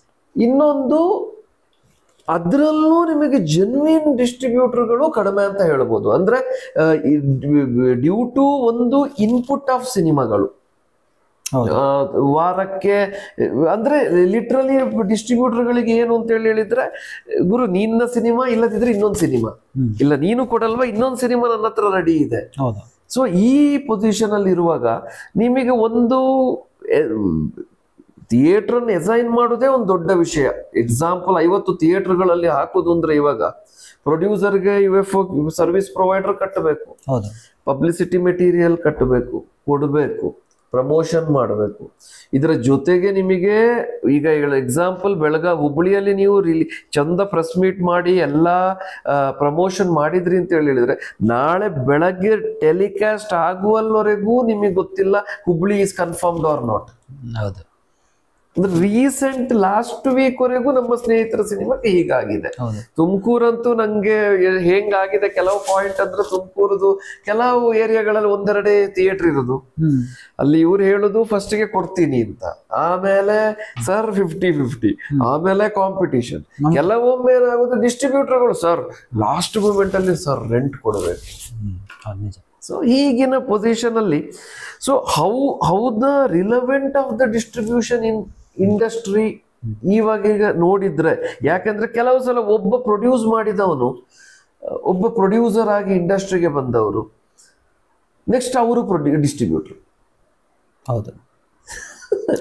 ಈ ನಮ್ಮಲ್ಲಿ ದೊಡ್ಡ ಸಮಸ್ಯೆ ಆಗ್ತದೆ. ಇಷ್ಟೇನಾ, ನಾನು ನಿಮ್ಗೆ ಆಗಲೂ ಒಂದು ವರ್ಡ್ ಅಂದೆ, ಇಷ್ಟೇನಾ ಅಂತ ಅನಿಸ್ಬಿಡುತ್ತೆ ನೋಡಿ. ಆವಾಗ ಎಲ್ಲರೂ ಡಿಸ್ಟ್ರಿಬ್ಯೂಟ್ರು, ಎಲ್ಲರೂ ಡೈರೆಕ್ಟ್ರು, ಎಲ್ಲರೂ ಎಕ್ಸಿಬಿಟರ್ಸು ಇಷ್ಟೇನಂತ ಅನಿಸ್ಬಾರ್ದು ಅಂತ. ಯಾಕಂದರೆ ತುಂಬ ಇದೆ ಅಂತ ಅದೊಂದು ಪಾಯಿಂಟು ನಾವು ಅರ್ಥ ಮಾಡ್ಕೋಬೇಕು. ಡಿಸ್ಟ್ರಿಬ್ಯೂಟರ್ ಕೆಲಸ ತುಂಬ ಇದೆ, ತುಂಬ. ಇವತ್ತು ಕೂಡ ನಾನು ಈ ನಮ್ಮ ಸಿನಿಮಾಗಳ ಡಿಸ್ಟ್ರಿಬ್ಯೂಷನ್ ಕೂತ್ಕೊಂಡಾಗ ಸುಮ್ಮನೆ ಅದೇ ವಿಚಾರಿಸಿದಾಗ ಅವ್ರು ಹೇಳ್ತಾ ಇರ್ತಾರೆ, ಬಾಗೇಪಲ್ಲಿ ಕಡೆ ಆ ಕಡೆ ತೆಲುಗು ವರ್ಷನ್ ಚೆನ್ನಾಗಿ ಹೋಗುತ್ತೆ, ಈ ಕಡೆ ಆ್ಯಕ್ಷನ್ ಹೋಗುತ್ತೆ. ನಾವು ಅವರು ಆ ಏರಿಯಾದಲ್ಲಿ ಇಟ್ಸ್ ಎಕ್ಸ್ಪೀರಿಯನ್ಸ್, ಅದು ನೋಟೆಡ್ ಅಲ್ಲ, ಅದು ಎಕ್ಸ್ಪೀರಿಯನ್ಸ್. ಈ ಸಿನಿಮಾ ಹಿಂಗೆ ಹೋಗುತ್ತೆ ಅಂತ. ಈಗ ನಾವು ಒಂದು ಸಿನಿಮಾ ಮಾಡ್ಕೊಂಡು ಹೋಗ್ತೀವಿ, ಫಾರ್ ಎಕ್ಸಾಂಪಲ್ ಯಾವುದೊಂದು ಸಿನಿಮಾ, ಆ್ಯಕ್ಷನ್ ಸಿನಿಮಾ, ಟಕ್ಕದ ಆ್ಯಕ್ಷನ್ ಸಿನಿಮಾ ಅಂತ ತಕ್ಷಣ ಅವ್ರು ಹೇಳ್ತಾರೆ ಇದು ಈ ಸೆಂಟ್ರಲ್ಲಿ ಅಂತ. ನಾವುಗಳೇನು ಮಾಡ್ತೀವಿ, ಅವ್ರನ್ನ ನಾವು ಈಗ ಏನು ಗೊತ್ತು ಸರ್, ಈಗ ನಾನು ಅನ್ಕೊಳ್ಳೋದೇನೆಂದರೆ, ಸಿನಿಮಾ ನಾವು ಮಾಡ್ತೀವಿ, ಪ್ರತಿಯೊಂದು ಕೇರ್ ತೊಗೋತೀವಿ, ಇದು ನಮ್ಮ responsibility. Cinema A to Z ನಮ್ಮದೇ ರೆಸ್ಪಾನ್ಸಿಬಿಲಿಟಿ. ಈಗ ಡಿಸ್ಟ್ರಿಬ್ಯೂಟ್ರು ಸರಿಯಾಗಿ ಡಿಸ್ಟ್ರಿಬ್ಯೂಟ್ ಮಾಡಲಿಲ್ಲ, ಇದು ಮಾಡಲಿಲ್ಲ, ಅದಕ್ಕಿಂತ ಮುಂಚೆಗೆ ನಾವು ಎಷ್ಟು ಮಟ್ಟಿಗೆ ರೆಡಿ ಆಗಿದ್ದೀವಿ, ಇದು ಪಾಯಿಂಟು. ನಾವು ಫಿಲ್ಮ್ ಮೇಕರಾಗಿ ನಾವೇ ತಲೆ ಕೆಡಿಸ್ಕೊಳ್ಬೇಕು, ನಮ್ಮದೇ ಸಿನಿಮಾ, ಪ್ರೊಡ್ಯೂಸರ್ ಮತ್ತು ಡೈರೆಕ್ಟರ್. ಈಗ ಏನಾಗುತ್ತೆ, ಸಿನಿಮಾ ತೊಗೊಂಡು ಮಾಡಿದ್ವಿ, ನಾವೊಂದು ಫಸ್ಟ್ ಡಿಸ್ಟ್ರಿಬ್ಯೂಟರ್ ಕರೆದು ಸಿನಿಮಾ ತೋರಿಸ್ಬೇಕು, ಯಾವಾಗ ರಿಲೀಸ್ ಮಾಡಬೇಕು, ಯಾವ ಟೈಮ್ ರಿಲೀಸ್, ಹಿಂದೆ ಮುಂದೆ ಯಾವ ಸಿನಿಮಾಗಳು ಬರ್ತವೆ, ನಾವು ಎಷ್ಟು ಮಟ್ಟಿಗೆ ಪ್ರಚಾರ ಮಾಡಿದ್ವಿ, ಎಷ್ಟು ಜನಕ್ಕೆ ತಲುಪಿಸಿದ್ದು. ಎಗೈನ್ ನಿರ್ಮಾಪಕರು ಸಿನಿಮಾ ಮೇಲೆ ಬರ್ತದೆ, ಡಿಸ್ಟ್ರಿಬ್ಯೂಟರ್ ಮೇಲೆ. ಡಿಸ್ಟ್ರಿಬ್ಯೂಟ್ರು ಮ್ಯಾಕ್ಸಿಮಮ್ ಏನು ಮಾಡ್ತಾರೆ ಇವಾಗ, ಸುಮ್ಮನೆ ಒಂದಷ್ಟು ಥಿಯೇಟ್ರ್ ಕನ್ಫರ್ಮ್ ಮಾಡ್ಕೊಡ್ತಾರೆ. ಯಾವಾಗ ಥಿಯೇಟ್ರ್ ಚೆನ್ನಾಗಿ ಕನ್ಫರ್ಮ್ ಆಗುತ್ತೆ, ನಾವು ತುಂಬ ಚೆನ್ನಾಗಿ ಪ್ರಚಾರ ಮಾಡ್ತೀವಿ ಅಂದರೆ, ಎಲ್ಲರಿಗೂ ಸಿನಿಮಾ ಗೊತ್ತಿದೆ ಅಂದಾಗ ಒಂದಷ್ಟು ಒಳ್ಳೆಯ ಥರದಲ್ಲಿ ಆ ಸಿನಿಮಾ 4 ಕಡೆ ಒಳ್ಳೆ ಕಡೆ ಪ್ಲೇಸ್ಮೆಂಟ್ ಸಿಗುತ್ತೆ. ನಾವೇನೂ ಪ್ರಚಾರ ಮಾಡಲಿಲ್ಲ ಅಂತಂದರೆ, ನಾವೇನೂ ಅದರ ಬಗ್ಗೆ ವಿಶೇಷತೆ ಕೊಟ್ಟಿಲ್ಲ ನಮ್ಮ ಯೂಟ್ಯೂಬಲ್ಲಿ ಅಥವಾ ಇವತ್ತಿನ ಸಾಮಾಜಿಕ ಸೋಷಿಯಲ್ ಮೀಡಿಯಾದಲ್ಲಿ ಏನು ವರ್ಕೌಟ್ ಆಗಿಲ್ಲ ಅಂದರೆ, ಡಿಸ್ಟ್ರಿಬ್ಯೂಟ್ರ್ ಏನೂ ಮಾಡೋಕ್ಕಾಗಲ್ಲ. ಅವ್ರು ಏನು ಮಾಡೋದು, ಹೆಂಗೋ ಫೋರ್ಸ್ ಮಾಡಿ, ಇಲ್ಲಪ್ಪ ನಮಗೊಂದು ಸ್ಕ್ರೀನ್ ಕೊಡಲೇಬೇಕು ಮಲ್ಟಿಪ್ಲೆಕ್ಸಲ್ಲಿ ಅಂತ ಅವರ ಒತ್ತಡ ಮಾಡಿ ಅಥವಾ ಅವರ ಇನ್ಫ್ಲುಯೆನ್ಸ್ ಬಳಸಿ ಮಾಡಿಸಿದ್ರೆ ಯಾವುದೊಂದು ಟೈಮ್ ಕೊಟ್ಬಿಡ್ತಾರೆ ನಿಮಗೆ. ಯಾವುದೋ ಒಂದು ಟೈಮು 9 ಕೊಡ್ತಾರೆ. ಏನು ಮಾಡ್ತಾರೆ, 9 10 ಗಂಟೆಗೆ ಕೊಡ್ತಾರೆ. ಸೊ ನಾವು ಮಾಡಬೇಕಾದ ಕೆಲಸ ಏನು, ಪ್ರಚಾರ. ಡಿಸ್ಟ್ರಿಬ್ಯೂಟರ್ ಆಗಲಿ ಯಾರೇ ಆಗಲಿ, ನಾವು ಯಾರಿಗೆ ಕೆಲಸ ಕೊಡೋಕ್ಕೂ ಮುಂಚೆ ನಾವು ಪ್ರಚಾರ ಮಾಡಬೇಕು. ಆ ಸಿನಿಮಾನ ತೊಗೊಂಡು ಹೋಗ್ಬೇಕು ನಾವು ಅಲ್ಲಿಗೆ. ಈ ಸಿನಿಮಾ ಕರೆಕ್ಟ್, ಇದು ಮಾಡಿದಾಗ ಡಿಸ್ಟ್ರಿಬ್ಯೂಟರ್ ಮೇಲೆ ನಾವು ಕಂಪ್ಲೇಂಟ್ ಮಾಡೋದು. ಇದ್ರ ಮೇಲೂ ಕೂಡ ಈಗ 10ರಿಂದ 11 ಸಿನಿಮಾ ರಿಲೀಸ್ ಆಗುತ್ತೆ ಅಂತ ಇಟ್ಕೊಳ್ಳೋಣ. ಆವಾಗ ಥಿಯೇಟ್ರ್ ಹಂಚಿಕೆ ಕಷ್ಟ ಆಗೇ ಆಗುತ್ತೆ. ಯಾವಾಗ ಮಲ್ಟಿಪ್ಲೆಕ್ಸ್ಗಳಿಗೆ ಹಂಚಿಕೆ ಕಡಿಮೆ ಆಗುತ್ತೆ. ಯಾಕಂದರೆ ಮಲ್ಟಿಪ್ಲೆಕ್ಸ್ಗಳಲ್ಲಿ ನಾವು ಯಾವುದೇ ರೀತಿ ಬಾಡಿಗೆ ಕೊಡೋಲ್ಲ. ಹಾಗೆ ಮತ್ತು ಫ್ರೀ ಹಾಕ್ಬೇಕು ಅಂದಾಗ ಅವರು ಬೇರೆ ಥರದ್ದು ಮಾತಾಡ್ತಾರೆ. ಅದೇ ಸಿಂಗಲ್ ಥಿಯೇಟ್ರ್ ಹಂಗಲ್ಲ. ಸಿಂಗಲ್ ಥಿಯೇಟ್ರಲ್ಲಿ ನೀವು ಲಾಸ್ಟಿಗೆ ಬಾಡಿಗೆ ಆಪ್ಷನ್ಸ್ ಇದೆ. ಸೊ ನಾವು ಯಾವ್ದಾದ್ರು ನಾವು ಫಿಕ್ಸ್ ಮಾಡ್ಕೊಂಡ್ರೆ ಆ ಥಿಯೇಟ್ರಿಗೆ ಹಾಕ್ಬೋದು. ಸೊ ಹಾಗೆ ನಾನು ಹೇಳೋದು, ಈ ಡಿಸ್ಟ್ರಿಬ್ಯೂಟ್ರದ್ದು ತುಂಬ ದೊಡ್ಡ ಕೆಲಸ. ಅವ್ರ ನಾಲೆಡ್ಜನ್ನು ತೊಗೋಬೇಕು ಫಿಲ್ಮ್ ಮೇಕರ್. ಅವ್ರ ನಾಲೆಡ್ಜನ್ನು ಫಿಲ್ಮ್ ಮೇಕರ್ ತೊಗೊಂಡು ತಮ್ಮ ಸಿನಿಮಾ ಜೊತೆ ತುಲನೆ ಮಾಡಿ, ಈ ಸಿನಿಮಾ ಇಂಥ ಕಡೆ ಹೋಗುತ್ತೆ ಅಂತ ಅವ್ರ ಜೊತೆ ಡಿಸ್ಕಷನ್ ಮಾಡಿ, ಹಾಗಾದ್ರೆ ನಮ್ಗೆ ಇಂತಿಂಥ ಏರಿಯಾ ಬೇಕು, ಇಂಥ ಕಡೆ ನಾವು ಕರೆಕ್ಟ್ ಫೋಕಸ್ ಮಾಡಬೇಕು. ಈ ಥಿಯೇಟ್ರ್ ಸುತ್ತಮುತ್ತ ನಾವು ಪ್ರಚಾರ ಮಾಡಬೇಕು. ಈಗ ಹಲವಾರು ಬೆಂಗಳೂರಲ್ಲಿ ಎಷ್ಟೊಂದು ಥಿಯೇಟ್ರ್, ಅಷ್ಟು ಥಿಯೇಟ್ರಿಗೆ ಅಷ್ಟು ಪರದೆಗಳು ನಾವು ಇದು ಮಾಡೋಕ್ಕಾಗಲ್ಲ. ಯಾವ ಥಿಯೇಟ್ರಲ್ಲಿ ಆಗ್ತಾ ಇದೀವಿ ಅದ್ರ ಸುತ್ತಮುತ್ತ ಏರಿಯಾನ ನಾವು ಕವರ್ ಮಾಡಬೇಕಾಗುತ್ತೆ. ಸೊ ಅದನ್ನ ನಾವು ಮಾಡ್ಬೇಕು ಅಂತ ನನ್ನ ಕರೆಕ್ಟ್. ಆವಾಗ ಡಿಸ್ಟ್ರಿಬ್ಯೂಟರ್ ಎಷ್ಟು ಇಂಪಾರ್ಟೆಂಟ್ ಅಂತ ಹೇಳುದು ಕರೆಕ್ಟ್ ಇವಾಗ. ಬಟ್ ಡಿಸ್ಟ್ರಿಬ್ಯೂಟರ್ ಇದು ರೆಸ್ಪಾನ್ಸಿಬಿಲಿಟಿ ಅಂತ ಇರುತ್ತೆ. ಈಗ ನಾವು ಒಂದು ಸಿನಿಮಾ ಡಿಸ್ಟ್ರಿಬ್ಯೂಟರ್ಗೆ ಅದು ಪ್ರೀ ಡಿಸೈಡೆಡ್. ಅವರಿಗೆ ನಾವು ಪ್ಯಾಕೇಜ್ ಕೊಡ್ಬೋದು ಡಿಸ್ಟ್ರಿಬ್ಯೂಟರ್ಗೆ, ಇಲ್ಲ ಅವರಿಗೆ ಪರ್ಸೆಂಟೇಜ್ ಕೊಡ್ಬೋದು, ಇಲ್ಲ ಗುಡ್ ವಿಲ್ ಅಲ್ಲಿ ಮಾಡ್ಬೋದು, ಇಲ್ಲ ಬಂದ ಶೇರಿಂಗ್ ಅಲ್ಲಿ ನಾವು ಶೇರ್ ನಿಮಗೆ ಇಷ್ಟು ಕೊಡ್ಬೋದು ಅಂತ ಇದು ಪ್ರೀ ಡಿಸೈಡೆಡ್ ಆಗುತ್ತೆ. ಬಟ್ ಡಿಸ್ಟ್ರಿಬ್ಯೂಟರ್ಗಳ ನಾಲೆಜ್ ಏನಾಗುತ್ತೆ ಅಂತ ಹೇಳಿದ್ರೆ, ಕೆಲವರು ಡಿಸ್ಟ್ರಿಬ್ಯೂಟರ್ ಹೇಳ್ತಾರೆ ಸರ್ ಸಿನಿಮಾ ರಿಲೀಸ್ ವರೆಗೆ ಅವರು ಗುರುವಾರ ಸಂಜೆವರೆಗೆ ಜೊತೆಯಲ್ಲಿದ್ದು ಶುಕ್ರವಾರ ಫಸ್ಟ್ ಶೋಗೆ ಹೇಳ್ತಾರೆ ಸರ್ ಸಿನಿಮಾ ಚೆನ್ನಾಗಿದ್ರೆ ಓಡುತ್ತೆ, ಇಲ್ಲ ಓಡಲ್ಲ. ನಮ್ಮ ಡಿಸ್ಟ್ರಿಬ್ಯೂಟರ್ ಇನ್ನೊಂದು ಏನಾಗುತ್ತೆ, ಅಯ್ಯೋ ಸರ್ ಅಲ್ಲಿ ರೆಂಟ್ ಹಾಕ್ಬೇಕಿತ್ತು, ಬೇರೆ ಸಿನಿಮಾ ಬಂತು. ಇಲ್ಲ ಸಿಂಗಲ್ ಥಿಯೇಟರ್ ಅಲ್ಲಿ ಏನಾಗುತ್ತೆ, ಕೆಲವತ್ತು ಸೀಟಿಂಗ್ ಕೆಪಾಸಿಟಿ ಇರುತ್ತೆ, ಕ್ಲೀನ್ ಇರಲ್ಲ. ನಾನು ಹೇಳ್ತಾ ಇರೋದು ಈಗ ಮಲ್ಟಿಪ್ಲೆಕ್ಸ್ ಅಲ್ಲಿ ಈಗ ನೀವು ಹೇಳಿದಕ್ಕೆ ಒಂದು ಹೇಳ್ತಾ ಇರೋದು ಅಂದ್ರೆ ಆಸ್ ಎ ಒಂದು ಚರ್ಚೆಗೆ. ಈಗ ನಮ್ಮ ಕನ್ನಡ ಸಿನಿಮಾದಲ್ಲಿ ನಾವು ಅಫ್ಕೋರ್ಸ್ ಬೆಳಗ್ಗೆ ಅಂತೂ ಸಿನಿಮಾ ಮಾಲ್ಗಳಲ್ಲಿ ಕನ್ನಡ ಸಿನಿಮಾ ತುಂಬಾ ಕಡಿಮೆ ಓಡುದು ಅಂತ ಒಂದು ಲೆಕ್ಕ ಇತ್ತು. ಬಟ್ ಇವಾಗ ನಿಮಗೆ ಒಂದು ಬಿರುಗಾಳಿ ಅಂತ ಬಂದ ಸಿನಿಮಾಗಳು ಸೂಫ್ರಾಮ್ ಸೋ ಇರ್ಬೋದು, ಕಾಂತಾರ ಇರ್ಬೋದು, ಮುಂಗಾರು ಮಳೆ ಇರ್ಬೋದು, ಅಥವಾ ಹಳೇದು ಇರ್ಬೋದು, ಇಂಥದಕ್ಕೆಲ್ಲ ನಿಮಗೆ ಕೆಲವು ಸಲ ಟೈಮ್ ಬೇರೆ ಆಗಿಲ್ಲ ಸರ್. ನಾನು ಒಂದು ಇನ್ನೊಂದು ನಾವು ಎಷ್ಟೋ ಸಲ ಮಲ್ಟಿಪ್ಲೆಕ್ಸಿಗೆ ಹೋಗ್ತೀವಿ, ನಾವು ಒಂದು 6 ಗಂಟೆ 7 ಗಂಟೆ ಶೋಗೆ ಹೋಗಿ ಬಿಟ್ಟು ಬರುವಾಗ 9:15 10:15 ಶೋ ಎಲ್ಲ ಬೇರೆ language full back 100%. English cinemas. ಅವ್ರು ಎಲ್ಲಿ ಕನ್ನಡ, ಇಲ್ಲಿ ಕರ್ನಾಟಕದಲ್ಲಿ ಎಲ್ಲಿ ಯೂಟ್ಯೂಬರ್ಸ್ ಇದ್ದಾರೆ, ಎಲ್ಲಿ ಪಬ್ಲಿಸಿಟಿ ಮಾಡಿದ್ದಾರೆ, ಎಲ್ಲಿ ನ್ಯೂಸ್ ಅಲ್ಲಿ ಕೂತಿದ್ದಾರೆ, ಎಲ್ಲಿ ಪೇಪರ್ ಅಲ್ಲಿ ಕೊಟ್ಟಿದ್ದಾರೆ. ಬಟ್ ಕಂಜೋರಿಂಗ್ ಮೊನ್ನೆ ಹೋಗ್ಬೇಕಾದ್ರೆ ಸರ್ 3 ದಿನ ಕಂಟಿನ್ಯೂಸ್ ಹೋಗಿದ್ದೀವಿ, ರಾತ್ರಿ 9:15 ಶೋಗೆ. ಜಸ್ಟ್ ನೋಡ್ಲಿಕ್ಕೇನೆ ನಾವೊಂದು ಹಿಂಗೆ ರಿಸರ್ಚ್ ಫುಲ್ ಹೌಸ್. ಅದರ ಮೊದಲು ಬಂದಿದ್ದು Jurassic World it was excellent. Screen excel ನೋಡಿದ್ರೆ excellent. It was jam packed. 300 mall of ಏಷ್ಯಾದಲ್ಲಿ ಹೊರಗೆ ಕ್ಯೂ ಇದೆ ಸರ್. ಅಂದ್ರೆ ಅವರ ಡಿಸ್ಟ್ರಿಬ್ಯೂಷನ್ ಪ್ಯಾಟರ್ನ್ ಎಲ್ಲಿರುತ್ತೆ, ಫಸ್ಟ್ಗೆನೆ PVR, ಐನಾಕ್ಸು, ಅವರ ಜೊತೆ ಅಸೋಸಿಯೇಟ್, ಸಿನಿಮಾಕ್ಕೆ ಬರುವವರೇ ಸಿನಿಮಾಕ್ಕೆ ಬರುದು ಅಂತೇಳಿ ಹೇಳುದಕ್ಕೆ ಅಲ್ಲೇ ಇದು ಟ್ರೈಲರ್ ಬಿಡುದು, 2 ತಿಂಗಳಿಂದನೇ ಬಿಡುದು, ಕ್ಲಾಸ್ ಆಫ್ ಆಡಿಯನ್ಸ್ ಈ ರೀತಿ ಇರಬಹುದಾ ಅಂತ. ಇಲ್ಲ ಆಕ್ಚುಲಿ ಇದು ನಾವು ತುಂಬಾ ಸಲ ನಾವೆಲ್ಲ ಕೂತ್ಕೊಂಡು ಡಿಸ್ಕಷನ್ ಮಾಡಿದ್ವಿ. ಏನು ಸರ್, ಇದು ದೊಡ್ಡ ಸಿನಿಮಾಗಳದ್ದು ನಾವು ಲೆಕ್ಕಾಚಾರ ಬಿಟ್ಬಿಡೋಣ. ವರ್ಷಕ್ಕೆ ಒಂದು 10 ಸಿನಿಮಾ ಬರ್ಬೋದು. ಅದು ಅವ್ರು ಹೈಪ್ ಮಾಡ್ತಾರಲ್ಲ, ಹೈಪ್ ಮಾಡಿದಾಗ ಇದೆಲ್ಲ ಈಸಿಯಾಗಿ ಆಗ್ಬೋದು, ನೀವು ದೊಡ್ಡ ಮತ್ತೆ. ಆದರೆ ಈ ನೋಡಿ, ಅವತಾರ್ ಸಿನಿಮಾ ರಿಲೀಸ್ ಆಗ್ತದೆ ಡಿಸೆಂಬರ್ಗೆ ಅಂತ ಇಟ್ಕೊಂಡು, ಅವರು ಜುಲೈಗೆ ಅನೌನ್ಸ್ ಮಾಡ್ತಾರೆ ಸರ್. ಅವರು ಮಲ್ಟಿಪ್ಲೆಕ್ಸಲ್ಲೇ ಪ್ರೋಮೋ ಆಗ್ತಾರೆ. Yes actually that's a correct method ಅದು. ಯಾಕಂದ್ರೆ ನಾನು ನನ್ನ ಅಕ್ಕಪಕ್ಕ ಯಾವ ಥಿಯೇಟರ್ ಇರುತ್ತೆ ಅದೇ ಥಿಯೇಟರ್ ಫಸ್ಟ್ ಪ್ರಿಫರೆನ್ಸ್ ಕೊಡ್ತೀನಿ. ಕರೆಕ್ಟ್. ನಾವು ನೋಡಿ ಥಿಯೇಟರ್ಗಳಲ್ಲಿ ಪ್ರೋಮೋಸ್ ಹಾಕಲ್ಲ. ಯಾಕೆ ಹಾಕಲ್ಲ ಅಂತ ಕೇಳ್ತಾರೆ. ನಾವು ಬಜೆಟ್ ಪ್ಲಾನ್ ಮಾಡಿರಲ್ಲ ಸರ್. ನಮ್ದು ಏನು ಅಂದ್ರೆ ನಮ್ದು ಒಂದು ಏನು ಕನ್ವೆನ್ಷನಲ್ ಮೆಥಡ್ ಏನಿದೆ, ಏನು ಮೊದಲೇ ಒಂದು ಕನ್ವೆನ್ಷನಲ್ ಮೆಥಡ್ ಇತ್ತು ನಮಗೆ, ಯಾರೋ ನಮ್ಮ ಫಿಲ್ಮ್ ಮೇಕರ್ಸ್ಗೆ. 3 week paper publicity, 1 week electronic media publicity, cinema, ಆಮೇಲೆ 2 ಡೇಸ್ ಮುಂಚೆ ವಾಲ್ ಪೋಸ್ಟ್ರು, ಸಿನಿಮಾ ರಿಲೀಸ್ ಅಂತ. ಅಂದ್ರೆ ಕನ್ವೆನ್ಷನಲ್ ಮೆಥಡ್ ಅವಾಗಿಂದಾನೆ, ಟ್ರೆಡಿಷನಲ್ ಮೆಥಡ್. ಇವಾಗಲೂ ಕೂಡ ಅದನ್ನೇ ಫಾಲೋ ಮಾಡ್ತಾ ಇದ್ದೀವಿ. ಇವತ್ತು ಗೋಡೆ ಇಲ್ಲ, ಇದು ಏನು ವಾರಕ್ಕೂ ನಾವು ಇದು ಮೀಡಿಯಾ ಪತ್ರಿಕೆಗಳ ಅಡ್ವರ್ಟೈಸ್ಮೆಂಟ್ ಆಗ್ತಿಲ್ಲ 3 ವೀಕ್ಸು. ಅದು ನಮ್ಮ ಡಿಸ್ಟ್ರಿಬ್ಯೂಟರ್ಗಳಿಗೆ ಬಿಟ್ಟರೆ, ಎಕ್ಸಿಬ್ಯೂಟರ್ಗಳಿಗೆ ಬಿಟ್ಟರೆ ಬೇರೆ ಯಾರಿಗೂ ಹೆಲ್ಪ್ ಆಗಲ್ಲ. ಅದರಿಂದ ನೀವು ಒಂದು 10,000 15,000 20,000 ಖರ್ಚು ಮಾಡ್ತೀವಿ ಅಂದರೆ 20,000 ಕೂಡ ಆ ಅಡ್ವರ್ಟೈಸ್ಮೆಂಟ್ ದುಡ್ಡು ಬಿಟ್ಟಲ್ಲ, ಅಷ್ಟು ಆಡಿಯನ್ಸ್ ಬರಲ್ಲ. ಸೊ ನಮ್ಮ ಆಡಿಯನ್ಸು ಥಿಯೇಟ್ರಿಗೆ ಬರ್ತಾರೆ ಅಂದರೆ ನಾವು ಥಿಯೇಟ್ರಿಗೆ ಹಾಕ್ಬೇಕು. ನಾವು ಅದನ್ನು ನೀವು ಹೇಳ್ದಂಗೆ ಅದ್ರ ಬಜೆಟ್ ಪ್ಲ್ಯಾನ್ ಮಾಡ್ತಿಲ್ಲ. ಅದೇ ಎಲ್ಲ ಸುತ್ತಿ ಬಳಸಿ ಬರೋದು ಏನು ಗೊತ್ತಾ ಸರ್ ನಮಗೆ, ಅದಕ್ಕೆ ನಾನು ಹೇಳಿದೆ, ನಾವು ಫಿಲ್ಮ್ ಮೇಕರ್ ನಾವು ಪ್ಲ್ಯಾನ್, ನಮ್ಮ ಸಿನಿಮಾ ಯಾವುದು, ನಮ್ಮ ಸಿನಿಮಾ ನಮ್ಮ ಟಾರ್ಗೆಟ್ ಏನು, ನಾವು ಸಿನಿಮಾ ಯಾರಿಗೆ ಕ್ಯಾಟ್ರ್ ಮಾಡ್ತಾ ಇದ್ದೀವಿ, ಇದನ್ನು ಫಿಲ್ಮ್ ಮೇಕರು ಫಸ್ಟ್ ತಿಳ್ಕೋಬೇಕು. ಈಗ ಡಿಸ್ಟ್ರಿಬ್ಯೂಟರ್ ಏನು, ಈ ಡಿಸ್ಟ್ರಿಬ್ಯೂಟರ್ ಬಗ್ಗೆ ಮಾತಾಡಬೇಕು ಅಂದ್ರೆ ಅಲ್ಲಿ 2 ಥರ ಡಿಸ್ಟ್ರಿಬ್ಯೂಟರ್ ಇದ್ದಾರೆ ನಾನು ಗಮನಿಸ್ದಂಗೆ. ಒಂದು ಸಿನಿಮಾನ ಅವ್ರಿಗೇನೋ ಒಂದು ಒಳ್ಳೆ ಸಿನಿಮಾ ಬರಲಿ, ಸಿನಿಮಾ ಗೆಲ್ಲಿ ಅನ್ನೋ ಥರದ ಡಿಸ್ಟ್ರಿಬ್ಯೂಟರ್ ಇದ್ದಾರೆ, ಇಲ್ಲ ಅಂತಾರೆ. ಇನ್ನೂ ಕೆಲವು ಡಿಸ್ಟ್ರಿಬ್ಯೂಟರ್ ಇದ್ದಾರೆ, ಅವ್ರು ಒಂದು ಆಫೀಸ್ ಮೇಂಟೈನ್ ಮಾಡ್ತಾ ಇರ್ತಾರೆ. ಅವ್ರಿಗೆ ಒಂದು ಆಫೀಸ್ಗೆ ಒಂದು ಸಿನಿಮಾ ಬೇಕು. ಒಂದು ಸಿನಿಮಾ ಬಂತು ಅಂದರೆ 1 ತಿಂಗಳದ್ದು 1 ವಾರದ್ದು ಖರ್ಚು ಸಿನಿಮಾ ಏನು ಬೇಕಾಗ್ಬೋದು. ನೀವು ಸುಮಾರು ಡಿಸ್ಟ್ರಿಬ್ಯೂಟರ್ ಹತ್ರ ಹೋಗಿ ಮಾತಾಡೋದು ಹೇಳಿ, ಸರ್ ಯಾವಾಗ ರಿಲೀಸ್ ಮಾಡ್ಬೋದು ಅಂದರೆ ಒಂದು ಕೆಲಸ ಮಾಡಿರಿ, ಅದು ನೆಕ್ಸ್ಟ್ ವೀಕ್ ಖಾಲಿ ಇದೆ ಬಿಟ್ಬಿಡಿ ಅಂತಾರೆ. ನೆಕ್ಸ್ಟ್ ವೀಕ್ ಖಾಲಿ ಇದ್ದರೆ ಹೆಂಗ್ರಿ ಬಿಟ್ಬಿಡೋದು, ನಾವೇನು ಪ್ರಚಾರ ಮಾಡಿಲ್ಲ ಅಂದರೆ ಸಿನಿಮಾದಲ್ಲಿ ದಮ್ಮಿದ್ರೆ ಹೋಗುತ್ತೆ ರೀ. ಇದೊಂದು ಪಾಯಿಂಟ್ ಹೇಳ್ತಾರೆ. ಅಂದರೆ ಅವ್ರ ಥಿಂಕಿಂಗ್ ಅಷ್ಟೇ, ಸಿನಿಮಾ ದಮ್ ಇದ್ರೆ ಹೋಗುತ್ತೆ. ದಮ್ ಹೆಂಗೆ ಗೊತ್ತಾಗುತ್ತೆ ರೀ? ದಮ್ ಗೊತ್ತಾಗಬೇಕಲ್ಲ ಜನಕ್ಕೆ. ಚೆನ್ನಾಗಿದೆ ಅದು. ಅವ್ರು ಒಂದು 2-3 ಎಕ್ಸಾಂಪಲ್ಗಳು ಕೊಡ್ತಾರೆ ಸರ್. ನಾನು ಪ್ರತಿಯೊಂದು ಎಕ್ಸಾಂಪಲ್ ಹಿಂದ್ಗಳನ್ನು ಕೂಡ ನಾನು ಅದ್ರ ಬಗ್ಗೆ ಮಾತಾಡಿದ್ದೀನಿ, ನಾನು ಫೇಸ್ಬುಕ್ಕಲ್ಲಿ ಬರ್ತಿದ್ದೀನಿ. ಮೊನ್ನೆ ಯಾರೋ ನೀವು ಎಕ್ಸಾಂಪಲ್ ತೊಗೊಳೋದಕ್ಕೆ ನಾನು ಹೊರಡು ಬರ್ತೀನಿ, ಯಾವ ಸ್ಟಾರ್ ಇಲ್ಲ ನಿಮಗೆ, ಸ್ಟಾರ್ಗಳು ಹಾಕಬೇಕು ಅಂತ ಒಂದು ನಾನು ಹೇಳಿದೆ. ಅವ್ರು ದೊಡ್ಡ ಸ್ಟಾರಪ್ಪ, ಅವರು ಮಲಯಾಳದಲ್ಲೂ ಸ್ಟಾರು, ಇಲ್ಲೂ ಸ್ಟಾರು. ವಿತೌಟ್ ಮೈನಸ್ ಆ ವ್ಯಕ್ತಿನ ಮೈನಸ್ ಮಾಡ್ತಾರೆ. ಅವ್ರು ಫಸ್ಟ್ ಸಿನಿಮಾ ಯಾರಿಗೂ ಗೊತ್ತಾಗಿಲ್ಲ. ನಾನು ಇದು ಕೂಡ ನಾನು ಫೇಸ್ಬುಕ್ಕಲ್ಲಿ ಬರ್ತಿದ್ದೆ. ಯಾಕೆ ನೀವು ತಪ್ಪು ಕಲ್ಪನೆಗಳನ್ನ, ಅಂದರೆ ಒಂದು ಲಾಟ್ರಿ ಹೊಡಿತು ಅಂದ ತಕ್ಷಣ ಲಾಟ್ರಿಲೇ ಬದುಕಕ್ಕಾಗಲ್ಲ ಸರ್. ಒಂದು ಲಾಟ್ರಿ ಹೊಡೆಯುತ್ತೆ, ಬಟ್ ಬದುಕು ಕಟ್ಟಬೇಕಾದ್ರೂ ನಾನು ದುಡಿಯೋದ್ರಿಂದ. ಸೊ ನಾನು ಪ್ರತಿಯೊಂದು ಸಿನಿಮಾಗಳು ಗೆದ್ದವು ಕೂಡ ನಾನು ಎಲ್ಲ ಫಿಲ್ಮ್ ಮೇಕರ್ಸು ತಲೆ ಕೆಡಿಸ್ಕೊತೀವಿ. ಯಾಕೆ ಈ ಸಿನಿಮಾ ಹೋಗ್ತಾ ಇದೆ, ಹೋಗಿ ನೋಡ್ತೀವಿ. ಹೋಗಿ ನೋಡಿದಾಗ ನಮ್ಗೆ ಸ್ಯಾಟಿಸ್ಫ್ಯಾಕ್ಷನ್ ಆಗಿಬಿಟ್ಟಾಗ ಖುಷಿ ಆಗುತ್ತೆ, ಈ ಸಿನಿಮಾ ಸಖತ್ತಾಗಿ ಮಾಡಿದ್ದಾರೆ. ಸೊ ಬಹುಶಃ ಈ ಸಿನಿಮಾ ಕೆಲವೊಮ್ಮೆ ಏನಾಗುತ್ತೆ, ನಾವು ಅನ್ಕೊಂಡಾಗ ಸಿನಿಮಾ ಇರಲ್ಲ, ಬಟ್ ಚೆನ್ನಾಗಿ ಹೋಗುತ್ತೆ.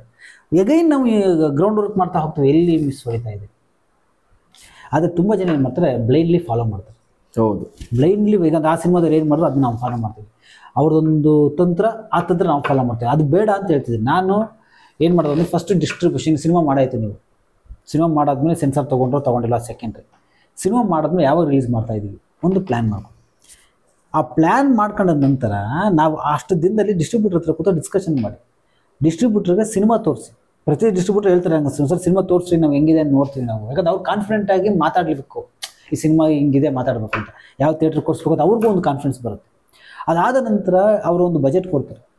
ನಾವು ಅದರಲ್ಲಿ ಫಿಲ್ಟ್ರ್ ಮಾಡೋ ಇದು ನಮ್ಗೆ ಗೊತ್ತಿರಬೇಕು. ಯಾಕೆ ಇದನ್ನು ಬಳಸ್ಬೇಕು, ಯಾಕೋ ಉದಯವಾಣಿಗೆ ಯಾಕೆ ಪೇಪರ್ ಕೊಡ್ಬೇಕು, ಕನ್ನಡ ಪ್ರಭಕ್ಕೆ ಯಾಕೆ ಕೊಡ್ಬೇಕು, ವಿಜಯವಾಣಿಗೆ ಕೊಡ್ಬೇಕಾ, ಪ್ರಜಾವಾಣಿಗೆ ಕೊಡ್ಬೇಕಾ, ಒಂದು ಪ್ರಿಂಟ್ ಮೀಡಿಯಾ, ಆಮೇಲೆ ಎಲೆಕ್ಟ್ರಾನಿಕ್ ಮೀಡಿಯಾ ಹೆಂಗೆ. ಅದಾದ ನಂತರ ಈ ಹಿಸ್ಟ್ರಿಯಿಂದ ಜನಕ್ಕೆ ಹೇಗೆ ತಲುಪುತ್ತೆ, ಯಾವ ಜನ ನಮ್ಮನ್ನು ಗಮನಿಸ್ತಾರೆ. ಈಗ ಟ್ರೋಲ್ ಪೇಜಸ್ ಕೊಟ್ಟ ತಕ್ಷಣ ಆಗಿಬಿಡುತ್ತಾ. ನಾವು ತುಂಬ ಸಲ ಏನು ಮಾಡ್ತಾರೆ, ಟ್ರೋಲ್ ಪೇಜಸಲ್ಲಿ ಮಾತಾಡ್ತಾ ಇರ್ತಾರೆ, ಅಲ್ಲೊಂದು ಪೋಸ್ಟ್ ಹಾಕ್ತಾರೆ, ಏನು ಗುರು ಈ ಸಿನಿಮಾ ಸಖತ್ತಾಗಿದೆ ಅಂದ್ಬಿಟ್ಟು ಒಂದು ಪೋಸ್ಟ್ ಹಾಕ್ತಾರೆ. ಸರ್ ಜನ ಮೇಲೆ ತಳ್ಳಿಬಿಡ್ತಾರೆ. ಕನ್ವರ್ಷನ್ ಆಗಲ್ಲ. ಏನಕ್ಕೆ, ನೀವು ಏನಾರು ಅಲ್ಲಿನ ವಿಶೇಷವನ್ನು ತಳ್ಳಬೇಕು, ಆಮೇಲೆ ಅದನ್ನ ಫೀಡ್ ಮಾಡೋದು ಅಂತಾರೆ ಸರ್. ಕಂಟಿನ್ಯೂಸ್ ಫೀಡ್ ಮಾಡ್ತಾ ಹೋಗ್ಬೇಕು. ಸಿನಿಮಾಗ ನೀವು ತುಂಬಿ ತುಂಬಿ ತುಂಬಿ ತುಂಬಿ ಮಾಡ್ತಾ ಹೋಗ್ಬೇಕು. ಮೊನ್ನೆ ಇನ್ನೂ ಒಂದು ಎಕ್ಸಾಂಪಲ್ ಹೇಳ್ತೀನಿ ಸಿನಿಮಾ ಈ ವಿಷಯದಲ್ಲಿ. ಬೇಡಿಕೆ ಇದ್ದಂಗೆ ನಾನು ಹಿಂಗೆ ತಮಿಳ್ ಸಿನಿಮಾ ರಿಲೀಸ್ ಆಗ್ತಾ ಇದ್ದಾವೆ, ಯಾವುದೋ ಸಿನಿಮಾ, ನಮ್ಮ ಕನ್ನಡ ಸಿನಿಮಾಗೆ ಥಿಯೇಟ್ರ್ ಇಲ್ಲ ಅಂತ ಒಂದೇನೋ ಬರ್ತಿದೆ. ಯಾರೋ ಒಬ್ಬರು ಕಮೆಂಟ್ ಮಾಡಿದರು, ಇಲ್ಲ ಯಾವುದು ಬೇಡಿಕೆ ಇದೆಯೋ ಅದಕ್ಕೆ ತರ್ತಾರೆ. ನಿಮ್ಮ ಸಿನಿಮಾ, ಕನ್ನಡ ಸಿನಿಮಾಗಳು ಯಾವುದೇ ರೀತಿ ಬೇಡಿಕೆ ಹುಟ್ಟಿಸ್ತಾ ಇಲ್ಲ, ನೋಡಬೇಕು ಅಂತ ಜನಕ್ಕೆ ಅನ್ನಿಸ್ತಾ ಇಲ್ಲ, ಅದಕ್ಕೆ ಕನ್ನಡ ಸಿನಿಮಾಗಳನ್ನ ನೋಡ್ತಾ ಇಲ್ಲ ಅನ್ನೋದ್ರಲ್ಲಿ ಏನಾಗುತ್ತೆ. ಈಗ ನನ್ನ ಏರಿಯಾ ಸುತ್ತಮುತ್ತ ಒಂದು ಥಿಯೇಟ್ರ್ ಇದೆ ಸರ್. ಹೌದು, ನಾನು ಕನ್ನಡ ಪಿಕ್ಚರೇ ನೋಡ್ತೀನಿ ಅಂತ ನಾನು ಅನ್ಕೋತೀನಿ. ಬಟ್ ನೀವು ತಮಿಳು ಆಗ್ತೀರಿ ಒಂದು ವಾರ. ಹೌದು, ನಾನು ನೋಡಲ್ಲ. ಈ ಕನ್ನಡ ಬಂದು ನೋಡ್ತೀನಿ, ಇಲ್ಲ ನೋಡಿ. 2ನೇ ವಾರ ತಮಿಳು ಆಗ್ತೀರಿ, ನಾನು ನೋಡಲ್ಲ. 3ನೇ ವಾರಕ್ಕೆ ಏನು ಮಾಡ್ತೀನಿ, ನನ್ನ ಮಗ ಒಂದ್ಸಲ ನೋಡೇ ಬಿಡೋಣ ಅಂತ ಹೋಗ್ತೀನಿ. ಹೌದು, ಇದನ್ನ ಫೋರ್ಸ್ಫುಲಿ ಫೀಡ್ ಮಾಡ್ತಾ ಹೋಗ್ತಿದ್ನಿ. ನನ್ನ ಅಡ್ಜಸ್ಟ್ ಮಾಡಿಸ್ತೀನಿ. 4ನೇ ವಾರದಿಂದ ಮತ್ತೆ ನೋಡ್ತೀನಿ. 5ನೇ ವಾರದಿಂದ ನಂಗೆ ಎಂಟರ್ಟೈನ್ಮೆಂಟ್ ಬೇಕು, ಟೈಮ್ ಪಾಸ್ ಆಗಬೇಕು, ತಮಿಳು ತೆಲುಗು ನೋಡ್ತೀನಿ ನಾನು. ಹೌದು, ಇಲ್ಲಿ ಬೇಡಿಕೆ ಬರ್ತು ಅನ್ನೋಕ್ಕಿಂತ ಹೆಚ್ಚಾಗಿ ಬಲವಂತವಾಗಿ ನೀವು ತುರುಕುರಿ. ಫಾರ್ ಎಕ್ಸಾಂಪಲ್, ನಾನು ವಾರಕ್ಕೆ ಸರ್ ನಿಮಗೆ ನೀವು ನನ್ನ ಫೇಸ್ಬುಕ್ಕಲ್ಲಿ ಗಮನಿಸ್ತೀರಿ, ನೀವು ಗಮನಿಸ್ರಿ, ಯಾವ್ಯಾವ ಸಿನಿಮಾಗಳು ಯಾವ್ಯಾವ ಭಾಷೆಯಲ್ಲಿ. ಯಾಕಂದ್ರೆ ನನಗೆ ತುಂಬ ಜನ ಕಂಪ್ಲೇಂಟ್ ಏನು ಮಾಡೋರು ಅಂದರೆ, ಕನ್ನಡದಲ್ಲಿ ನೀವು 10 ಸಿನಿಮಾ ರಿಲೀಸ್ ಮಾಡ್ತೀರಿ, ಅದಕ್ಕೆ ಮಲಯಾಳದಲ್ಲಿ ನೋಡಿ ಹಾಗೆ ಹೇಗೆ ಅಂತ. ಅದಕ್ಕೆ ನಾನು ಎಲ್ಲ ತೆಗೆದಿರ್ತೇನೆ. ಇಲ್ಲಪ್ಪ ಮಲಯಾಳದಲ್ಲೂ ಅಷ್ಟೇ. ನಮ್ಮ ಪ್ರೋಗ್ರಾಮ್ ಅಲ್ಲೂ ನೀವು ನೋಡ್ಬೋದು, ಕರ್ನಾಟಕದಲ್ಲಿ ಎವರೇಜ್ ಇವಾಗ 4 ವಾರದಿಂದ 30 ಸಿನಿಮಾ ರಿಲೀಸ್ ಆಗ್ತಾ ಇರೋದು. ಮಲಯಾಳ 8, ಇಲ್ಲ ತಮಿಳ್ 8, ಆಗ್ತಾಯಿದೆ ಸರ್, ತೆಲುಗು ಎಲ್ಲ ಕಡೆ ಆಗ್ತಾಯಿದೆ. ಎಲ್ಲ ಕಡೆ ನಮ್ಮದೇ ಪೊಸಿಷನ್ ಇದೆ. ಅಂದ್ರೆ ನಮ್ಮಲ್ಲಿ ಇಲ್ಲಿ ಮಿರಾಯ್ ಅಂತ ಪಿಕ್ಚರ್ ದೊಡ್ಡ ತೆಲುಗು ಸಿನಿಮಾ ರಿಲೀಸ್ ಆಗುತ್ತೆ, ಅದಕ್ಕೂ ಡಿಸ್ಟ್ರಿಬ್ಯೂಷನ್ ಹೋಗಿ ತೊಗೊಬರ್ತಾರೆ. ಹಾಗೆ ಒಂದು ಚಿಕ್ಕ ಸಿನಿಮಾ ಹೆಸರೇ ಗೊತ್ತಲ್ಲ, ಅದನ್ನು ತೊಗೊಂಡು ಬರ್ತಾರೆ.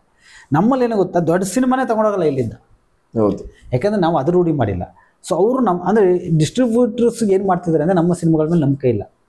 ಅವ್ರು ಏನು ಮಾಡ್ತಾರೆ, ಅದನ್ನು ತಗೊಂಡ್ಬಂದು ಬಲವಂತವಾಗಿ ನಮ್ಗೆ ಫೀಡ್ ಮಾಡಿಸ್ತಾರೆ. ಆ ಸಿನಿಮಾನ ಹಾಕ್ತಾರೆ. 1 ಸರಿ 2 ಸರಿ 3 ಸರಿ ನಾವು ಸ್ಕಿಪ್ ಮಾಡೋ 4 ನಾವು ರೂಢಿ ಆಗ್ಬಿಡ್ತೀವಿ. ಸಿನಿಮಾ ಮಾಡೋಕ್ಕೆ ರೂಢಿ ಆಗ್ಬಿಡ್ತೀವಿ, ಸಿನಿಮಾ ನೋಡ್ಲಿಕ್ಕೆ ರೂಢಿ ಆಗ್ಬಿಡ್ತೀವಿ.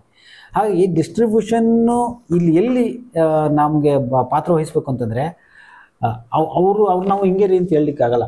ನೀವು ಯಾಕೆ ನೀವು ಕನ್ನಡ ಪ್ರಮೋಟ್, ಯಾಕಂದ್ರೆ ಅವ್ರದ್ದು ಒಂದು ಬಿಸ್ನೆಸ್ ಅಂತೀರಿ ಸರ್. ವ್ಯವಹಾರ ಅಂದಾಗ ಒಂದು ಬಂದೇ ಬರುತ್ತೆ. ನಾವು ಫಿಲ್ಮ್ ಮೇಕರ್ಸ್ ಫಸ್ಟ್ ಎಲ್ಲಕ್ಕೂ ನಾವೇ ಕಾರಣ. ಸಕ್ಸಸ್ ಆಯಿತು ನಮ್ಮ ತಲೆ ಮೇಲೆ ಹೊತ್ಕೊಂಡೆ, ಅದ್ರ ಫ್ಲಾಪ್ ಆದರೂ ಕೂಡ ನಮ್ಮದೇ ಅದು. ಹಾಗಾಗಿ ಎರಡೂ ನಮ್ಮದೇ ಇರಬೇಕಾದ್ರೆ ನಾವು ಡಿಸ್ಟ್ರಿಬ್ಯೂಟರ್ ಸರಿಯಿಲ್ಲ, ಅವ್ರು ಸರಿಯಿಲ್ಲ, ಇವ್ರು ಸರಿಯಿಲ್ಲ ಇರ್ಬೋದು. ಆದರೆ ನಾನು ಹೇಳಿದ್ರೆ ಅಂದರೆ, ಪ್ರತಿಯೊಬ್ಬ ಫಿಲ್ಮ್ ಮೇಕರ್ ಅವ್ರ ಸಿನಿಮಾನ ಈ ತರಹದ್ದೇ ಸಿನಿಮಾ ಇದು ಹಿಂಗೆ ವರ್ಕೌಟ್ ಆಗೋದು ಅಂತ ಜನಕ್ಕೆ ತಲುಪಿಸ್ಲಿ. ವರ್ಕೌಟ್ ಆಗುತ್ತೆ ಬಿಡುತ್ತೆ, ಅದು ಸೆಕೆಂಡ್. ಸೊ ನಾವು ಹಾಗೆ ಡಿಸ್ಟ್ರಿಬ್ಯೂಟರ್ ನಾನು ಇಷ್ಟೇ ಮಾತಾಡೋದು. ಅಂದ್ರೆ ಮೊದ್ಲು ಆವಾಗ ಮಾತಾಡಿದಾಗ ಅಂದ್ರೆ ಟಾಪಿಕ್ ಇನ್ನೂ ಇದೆ ತುಂಬಾ.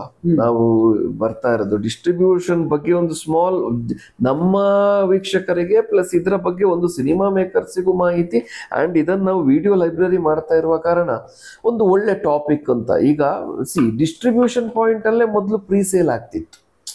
ಅದು ಥಿಯೇಟ್ರಿಕಲ್ ಇರ್ತಿತ್ತು, ಓ ಟಿ ಟಿ ಎಲ್ಲ ಆವಾಗ ಟಿವಿ ಇರ್ತಿತ್ತು, ಅಥವಾ ಇನ್ಯಾವುದೋ ಬೇರೆ ಭಾಷೆಗಳಿಗೆ ಇರ್ತಿತ್ತು, ಇಲ್ಲ ಓವರ್ಸೀಸ್ ಅಂತ ಒಂದು ನಿಮಗೆ ಗೊತ್ತಿರಬಹುದು. ಈ ರೆಡ್ ಅಥವಾ ಆ ಡಿಜಿಟಲ್ ಆಗುವ ಸಂದರ್ಭದಲ್ಲಿ ಒಂದ್ಸಲ ಓವರ್ಸೀಸ್ ಜಾಸ್ತಿ ಇತ್ತು. ಓವರ್ಸೀಸ್ ತಗೊಳ್ತಾರೆ, ಓವರ್ಸೀಸ್ ಹೋಗುತ್ತೆ, ಓವರ್ಸೀಸ್ ರೈಟ್ ಅಂತ ರಿಲೀಸ್ ಆದ್ದಕ್ಕೂ. ಇವಾಗ ಅದೆಲ್ಲ ಹೋಗ್ಬಿಟ್ಟು ಓ ಟಿ ಟಿ ಅಂತ ಬಂದಿದೆ. ಬಟ್ ಎಷ್ಟರ ಮಟ್ಟಿಗೆ ಡಿಸ್ಟ್ರಿಬ್ಯೂಟರ್ ಎಗೇನ್ ಇಲ್ಲಿ ಪ್ರೊಡ್ಯೂಸರ್ಗೆ ಅಮೌಂಟ್ ಕೊಡೋದ್ರಲ್ಲಿ ಸಕ್ಸಸ್ ಆಗ್ತಾನೆ?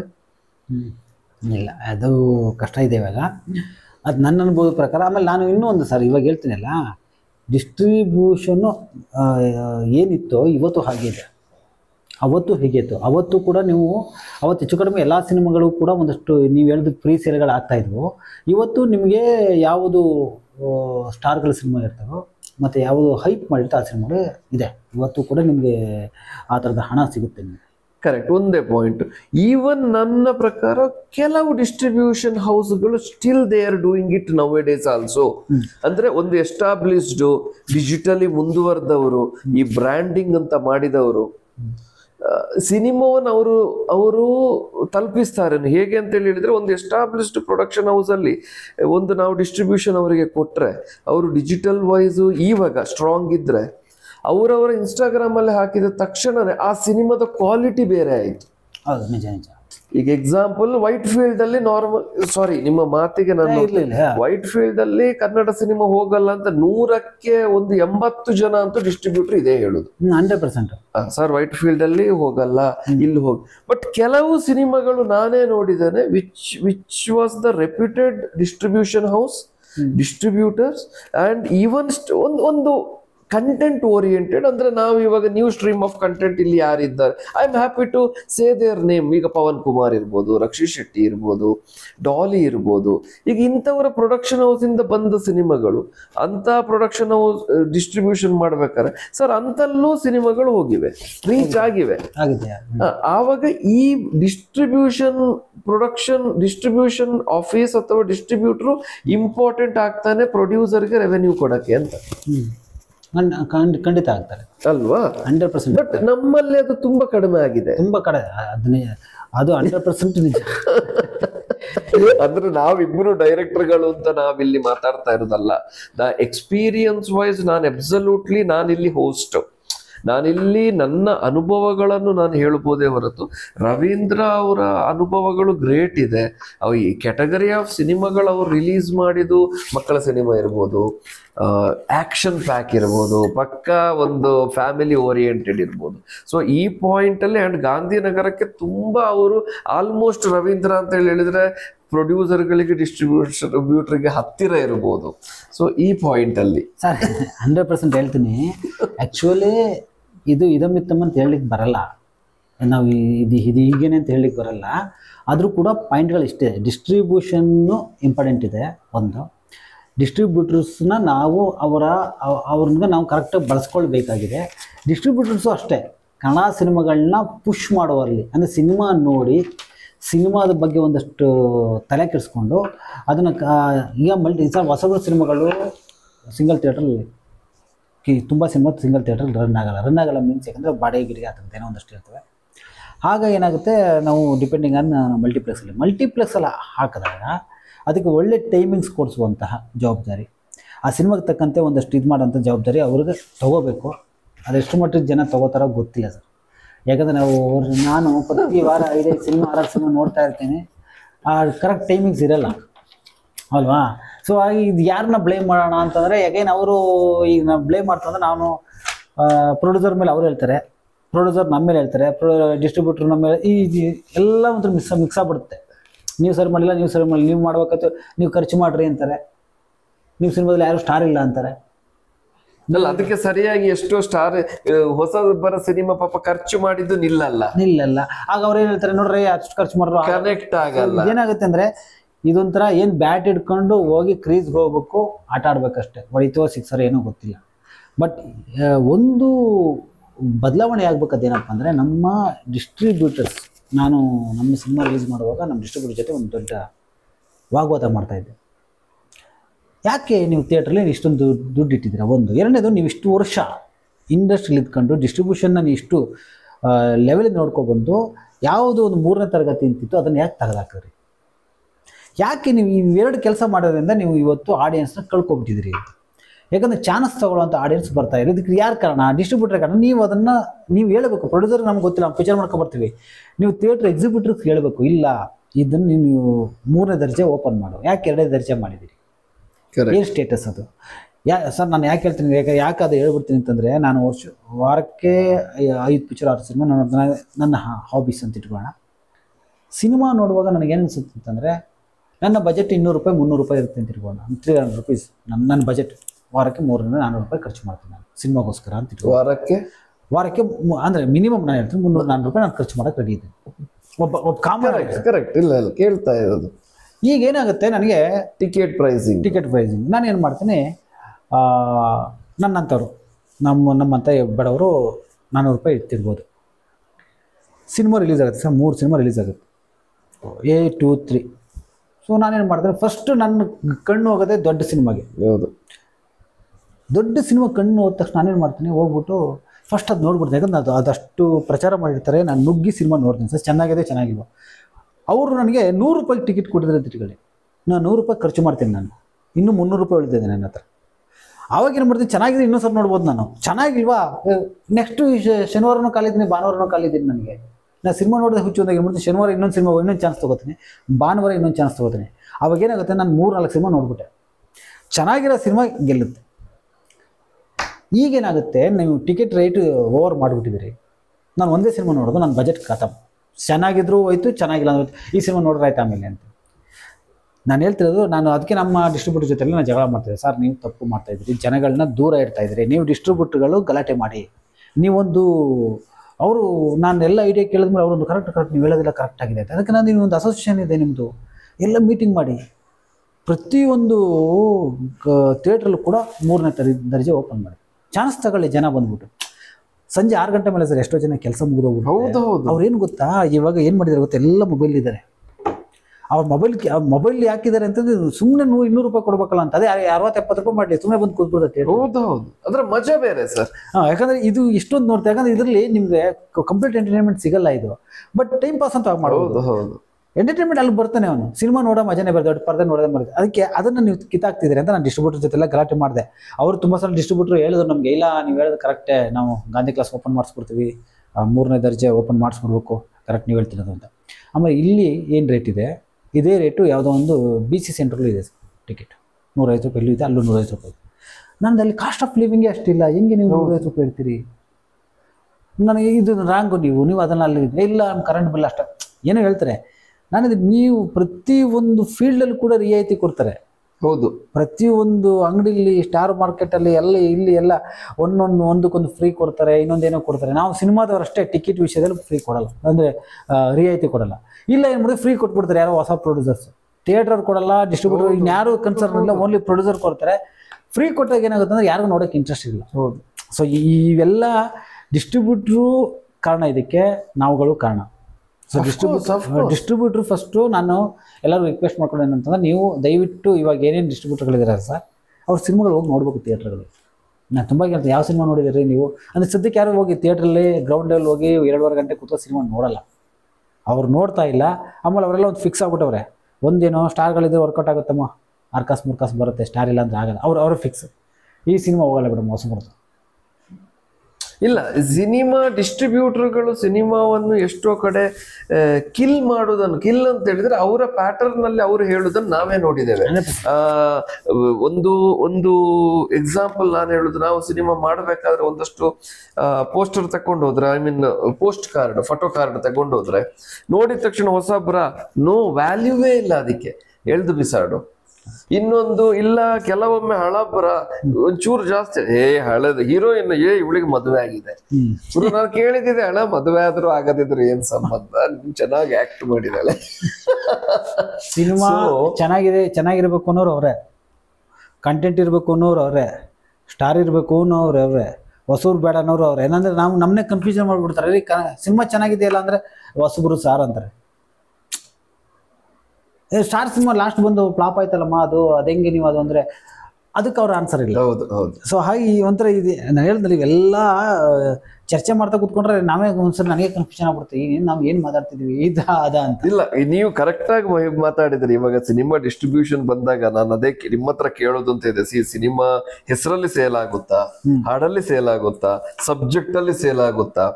Some times the publicity promotion voice negative publicity work ಆಗುತ್ತಾ? ಇದು ಎಲ್ಲದೂ ಡಿಸ್ಟ್ರಿಬ್ಯೂಷನ್ ಅಲ್ಲೂ ಬರುತ್ತೆ ಪಾಯಿಂಟ್ ಅಲ್ಲಿ. ಸೊ ಇನ್ನೊಂದು ಬರುತ್ತೆ ಈಗ ಟಿಕೆಟ್ ರೇಟ್. ನೀವು ಆಲ್ರೆಡಿ ಹೇಳಿದ್ರಿ. ಸೊ ಟಿಕೆಟ್ ರೇಟ್ ಎಷ್ಟು ಇಂಪಾರ್ಟೆಂಟ್ ಅಂತ. ಯಾಕಂತ ಹೇಳಿದ್ರೆ ಈಗ ಸಿಂಗಲ್ ಥಿಯೇಟರ್ಗೆ ಹೋಗುದು and the class of people ನಾವೆಲ್ಲ ಡಿಜಿಟಲೈಸ್ ಆಗಿದ್ದೀವಿ. ಅಂಡ್ ಅಫ್ಕೋರ್ಸ್ ಲೈಫ್ ಸ್ಟೈಲು ಒಂದಷ್ಟು ಜನರದ್ದು ನಮ್ಮದು ಲೈಫ್ ಸ್ಟೈಲ್ ಹಿಂದಿನ 10 ವರ್ಷಕ್ಕೆ ಕಂಪೇರ್ ಮಾಡಿದ್ರೆ, ಎಕ್ಸಾಂಪಲ್ ಇಂಡಿಯಾದಲ್ಲೇ ನಿಮಗೆ ಏನಾಗಿದೆ, ಮೊಬೈಲ್ ಅಂತ ಹೇಳೋದು ಒಂದು ರೆವಲ್ಯೂಷನ್.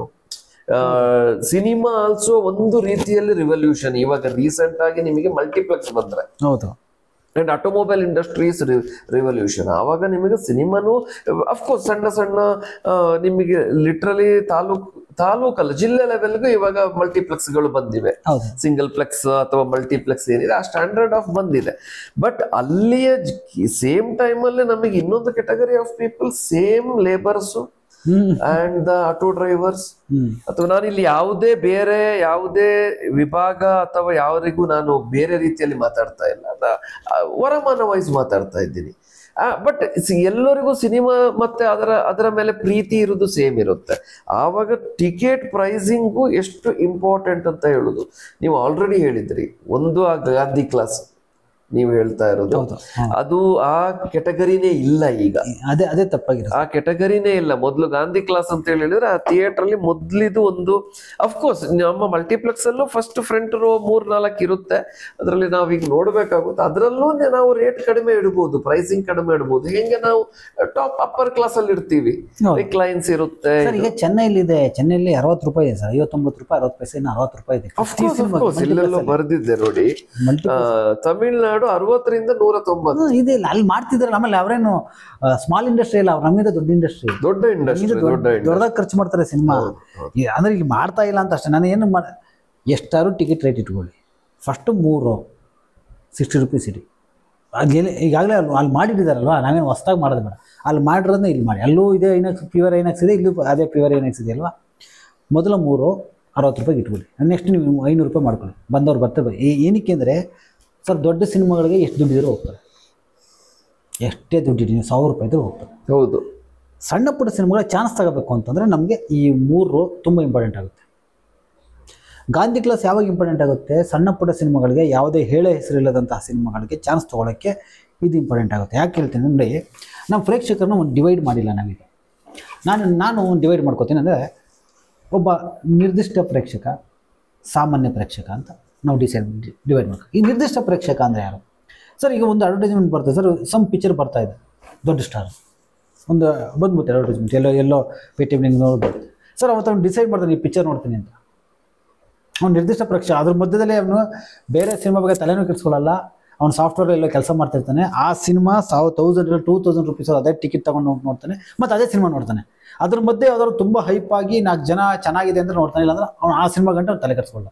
ಯಾವುದೋ ನೀವು ಕಾಂತಾರ ಇರ್ಬೋದು, ಕಲ್ಕಿ ಇರ್ಬೋದು, ಈ ಥರದ್ದೇನೋ ಸಿನಿಮಾಗಳು. ಈ ಥರ ದುಡ್ಡು ನಮ್ಗೆ ಬರೋದು ಯಾವಾಗ ಗೊತ್ತೆ ಸರ್? ಆ ಸಿನಿಮಾ ರಿಲೀಸ್ ಆದಾಗ ಅವ್ನು ಬುಕ್ ಮಾಡ್ಕೊಂಡು ಬರ್ತಾನೆ, ಅವ್ನು ಬಂದು ಕ್ಯೂವಲ್ಲಿ ನಿಂತ್ಕೊಂಡು ತೊಗೊಳ್ಳಲ್ಲ, ಏನು ಮಾಡಲ್ಲ. ಈ ನಿರ್ದಿಷ್ಟ ಪ್ರೇಕ್ಷಕ ಏನು ಅಂದರೆ ಅವ್ನು ಫಿಕ್ಸ್ಡ್ ಸಿನಿಮಾ ನೋಡೋನು. ಬಟ್ ಈ ಸಾಮಾನ್ಯ ಪ್ರೇಕ್ಷಕ ಅಂತಿದ್ದಾನೆ ಒಬ್ಬ, ಯಾರೋ ನಮ್ಮಂಥವ್ರು, ಈ ಡೈಲಿ ಕೆಲಸ ಮಾಡೋಂಥವ್ರು. ಈಗ ಒಂದು ಫ್ಯಾಕ್ಟ್ರಿ ಕೆಲಸ ಮಾಡೋಕೆ ಹೋಗ್ತಾರೆ ಅಂತ ಇಟ್ಕೊಳ್ಳಿ, ಸಂಜೆ 6 ಗಂಟೆಗೆ ಕೆಲಸ ಮುಗಿದು ಬರುತ್ತೆ. ಸೊ 6ರಿಂದ 10 ಗಂಟೆವರೆಗೂ ಅವ್ನು ನಿದ್ದೆ ಬರೋಲ್ಲ. ಅವ್ನು ಸಂಜೆ ಹೊತ್ತು ಏನು ಮಾಡ್ತಾರೆ, ಒಂದು ಸಿನಿಮಾ ನೋಡೋಂಥವ್ರು. ಅಥವಾ ಒಬ್ಬನಿಗೆ ಶಿಫ್ಟ್ ಬಿ ಇರುತ್ತೆ, ಮಧ್ಯಾಹ್ನ 4 ಗಂಟೆ ಮೇಲೆ 2 ಗಂಟೆ ಮೇಲೆ ಹೋಗ್ಬೇಕು. ಬೆಳಗ್ಗೆ 10 ಗಂಟೆವರೆಗೂ ಮಲಗ್ತಾನೆ. 3 ಗಂಟೆ ರಾತ್ರಿ 3 ಗಂಟೆಗೆ 12 ಗಂಟೆಗೆ 1 ಗಂಟೆಗೆ ಬಂದು ಮಲಗಿಬಿಟ್ರೆ ಬೆಳಗ್ಗೆ 9 ಗಂಟೆ ಮೇಲೆ ನಿದ್ದೆ ಬರಲ್ಲ. 10 ಗಂಟೆಗೆ ಎದ್ದು ಬಂದ್ಬಿಟ್ಟು ಸಿನಿಮಾ ನೋಡ್ತಾನೆ. ಇವನು ಸಾಮಾನ್ಯ ಪ್ರೇಕ್ಷಕ, ಇವನು ಯಾವುದೇ ರೀತಿ ಫಿಕ್ಸ್ ಇಲ್ಲ, ಆ ಟೈಮ್ ಪಾಸ್ ಆಗಬೇಕಾಗುತ್ತೆ ಅಷ್ಟೇ. ಸೊ ಇವನು ಏನು ಮಾಡ್ತಾನೆ, ಯಾವ ಪಿಕ್ಚರ್ ಅವ್ರು ನೋಡ್ತಾನೆ. ಈಗ ನಮಗೆ ಗೆಲ್ಸೋರು ಯಾರು? ನಾವು ಮೊದಲು ಆಟೋದವ್ರ ಮೇಲೆ ತುಂಬ ಡಿಪೆಂಡ್ ಆಗ್ತಿದ್ವಿ ನಾವು ಸಿನಿಮಾದವರು. ನಮ್ಮ ಸಿನಿಮಾಗಳು ಮಾಸ್ ಸಿನಿಮಾ ಅಂದರೆ ಆಟೋದವ್ರು. ಯಾಕೆ ಅಂತಂದರೆ ಸರ್, ನಮ್ಮ ಮನೆ ಪಕ್ಕ ಒಂದು ಥಿಯೇಟ್ರ್ ಇದೆ. ಥಿಯೇಟ್ರ್ ಸುತ್ತ ಕಾಂಪೌಂಡ್ ಹತ್ರ ಆಟೋಗಳು ನಿಲ್ಲಿಸ್ಬಿಡೋರು. ಆಟೋಗಳು ನಿಲ್ಲಿಸ್ಬಿಟ್ಟು ಸೀದಾ ಹೋಗಿ ಥಿಯೇಟ್ರಲ್ಲಿ ಕೂತ್ಬಿಡು. 10:30 ಶೋಕ್ ಅವ್ರು ಇರೋರು. ಯಾವುದೇ ಸಿನಿಮಾ ಅದು ಟಿಕೆಟ್ ಪ್ರೈಸ್ ಕಡಿಮೆ ಇರೋದು, ಅವ್ರು ಚಾನ್ಸ್ ತೊಗೊಳೋರು. ಸೊ ಸಿನಿಮಾ ಚೆನ್ನಾಗಿದ್ರೆ ಇಷ್ಟಪಡೋರು, ಚೆನ್ನಾಗಿಲ್ಲ ಅಂದರೆ ಇಂಟ್ರೋಲ್ಗೂ ಇನ್ನೊಂದು ಟೈಮ್ಗೂ ಎದ್ದು ಹೊರಗಡೆ ಬಂದು ಕೂತ್ಬಿಡೋರು. ಅವರು ಪಾರ್ಕಿಂಗ್ ದುಡ್ಡು ಕಟ್ತಾ ಇರಲಿಲ್ಲ, ಯಾಕಂದ್ರೆ ಹೊರಗಡೆ ಆಟೋ ನಿಲ್ಲಿಸಿರೋರು. ಆ ಟೈಮ್ ಪಾಸ್ ನೋಡ್ಬಿಟ್ಟು ಅದು ಚೆನ್ನಾಗಿದ್ದಾಗ ಏನು ಮಾಡೋರು, ಆ ಸಿನಿಮಾನ ಪ್ರಚಾರ ಅವ್ರು ಆಟೋದಲ್ಲಿ ಕೂತ್ಕೊಂಡು ಒಂದು ಸಿನಿಮಾ ನೋಡಿದೆ ಸರ್ ಅಂತ ಹೇಳ್ಕೊಂಡು. ಈ ಪ್ರೇಕ್ಷಕನ ನಾವು ಇವತ್ತು ಕಳ್ಕೊಬಿಟ್ವಿ ಬಿಕಾಸ್ ಆಫ್ ಮಲ್ಟಿಪ್ಲೆಕ್ಸ್ ಅಲ್ಲಿ. ನೀವು ನೋಡಿ ಎಷ್ಟು ಆಟೋ ಬಂದು ನಿಂತಿರ್ತವೆ. ಮಲ್ಟಿಪ್ಲೆಕ್ಸ್ ಅಲ್ಲಿ ಕೆಲವು ಕಡೆ ಆಟೋ ಪಾರ್ಕಿಂಗ್ ಇಲ್ಲ, ಎಷ್ಟು ಆಟೋ. ಆಮೇಲೆ ಎಷ್ಟು ಜನ ವಿತ್ ಯೂನಿಫಾರ್ಮ್ ಇರೋರು ನಿಮ್ಮ ಆಡಿಯನ್ಸ್ ಬಂದಿರ್ತಾರೆ. ಸೊ ಹಾಗೆ ನಾವು ಒಬ್ಬ ಪೊಟೆನ್ಷಿಯಲ್ ಪ್ರೇಕ್ಷಕನ್ನ ನಾವು ದೂರ ಇಟ್ಬಿಟ್ವಿ ಮಲ್ಟಿಪ್ಲೆಕ್ಸ್ ಇಂದ. ಯಾಕಂದ್ರೆ ಮಲ್ಟಿಪ್ಲೆಕ್ಸ್ ಸರ್ ಕಟ್ಟಾಕದಂತ ಅನುಭವ ಬಂದ್ಬಿಡುತ್ತೆ. ಯಾವಾಗ ಬೇಕು ಅವಾಗ ಎದ್ದು ಬರೋಕ್ಕಾಗಲ್ಲ. ಹೋಗ್ಬೇಕು ಅಂದ್ರೆ ದೊಡ್ಡ ಮೊತ್ತದ ಒಂದು ಫೀಸ್, ಅದು ಪಾರ್ಕಿಂಗ್ ಫೀ ಕಟ್ಟಬೇಕು. ದೊಡ್ಡ ಮಧ್ಯದಲ್ಲಿ ಒಂದು ಚೂರು ಕಾಫಿ ಗಿಫಿ ಕುಡಿಯೋಣ ಅಂದ್ರೆ ಅದಕ್ಕೆ ಇಷ್ಟೊಂದು ದುಡ್ಡು ಕೊಡ್ಬೇಕು. ಸೊ ಹೀಗಾಗಿ ನೋಡಿ ನಾವು ಪೊಟೆನ್ಷಿಯಲ್ ಪ್ರೇಕ್ಷಕ ಅಂತ ಏನಿದ್ವಿ ಅವನ್ನ ದೂರ ಇಟ್ವಿ. ಹೌದು. ಸೊ ಈ ನಿರ್ದಿಷ್ಟ ಪ್ರೇಕ್ಷಕ ಮೇಲೆ ಡಿಪೆಂಡ್ ಆಗಿದ್ವಿ ನಾವು. ಅವ್ರಿಗೆ ನಿರ್ದಿಷ್ಟ ಪ್ರೇಕ್ಷಕ ನಮಗೆ ನಮ್ಮಂಥ ಸಿನಿಮಾಗಳಿಗೆ ವರ್ಷಕ್ಕೆ ಬರುವಂತಹ 180 ಸಿನಿಮಾ ವರ್ಕೌಟ್ ಆಗಲ್ಲ. ಅವನು 20 ಸಿನಿಮಾಗೆ ಬರೋದವನು. Very nice. ಅವನೇನು ಮಾಡ್ತಾನೆ, ಬುಕ್ ಮಾಡ್ತಾನೆ, ಬರ್ತಾನೆ, ನೋಡ್ತಾನೆ, ಹೋಗ್ತಾನೆ. ಫಿಲಮ್ ಚೆನ್ನಾಗಿಲ್ಲ ಅದೇ ಪಿಕ್ಚರ್ ನೋಡೋದವನು. ಅವರಿಂದ ಸಿನಿಮಾಗಳು ಗೆಲ್ಲಲ್ಲ ಸರ್. ಸಿನಿಮಾ ಗೆಲ್ಲದೆ ಸಾಮಾನ್ಯ ಅಂದರೆ ಸಾಮಾನ್ಯರು, ಈ ಡೈಲಿ ವೇಜ್ ವರ್ಕರ್ಸು. ನೀವು ಯಶವಂತಪುರ ಗವರ್ಮೆಂಟ್ ಥಿಯೇಟರ್ಗೆಲ್ಲ ಹೋಗ್ತಿರ್ತಾನೆ ಸರ್. 6 ಗಂಟೆ ಮೇಲೆ ಸುಮಾರು ಜನ ಕಾರ್ಮಿಕರು ಬಂದ್ಬಿಡ್ತಾರೆ ಫ್ಯಾಕ್ಟ್ರಿಯಿಂದ. ಅವ್ರಿಗೆ ಏನು ಕೆಲಸ 9 ಮೇಲೆ ಹೋಗ್ತಾರೆ. ಅಷ್ಟ ಮಟ್ಟ ಯಾವುದೋ ಒಂದು ಸಿನಿಮಾ ನುಗ್ಗಿಬಿಡ್ತಾರೆ ಅವರು.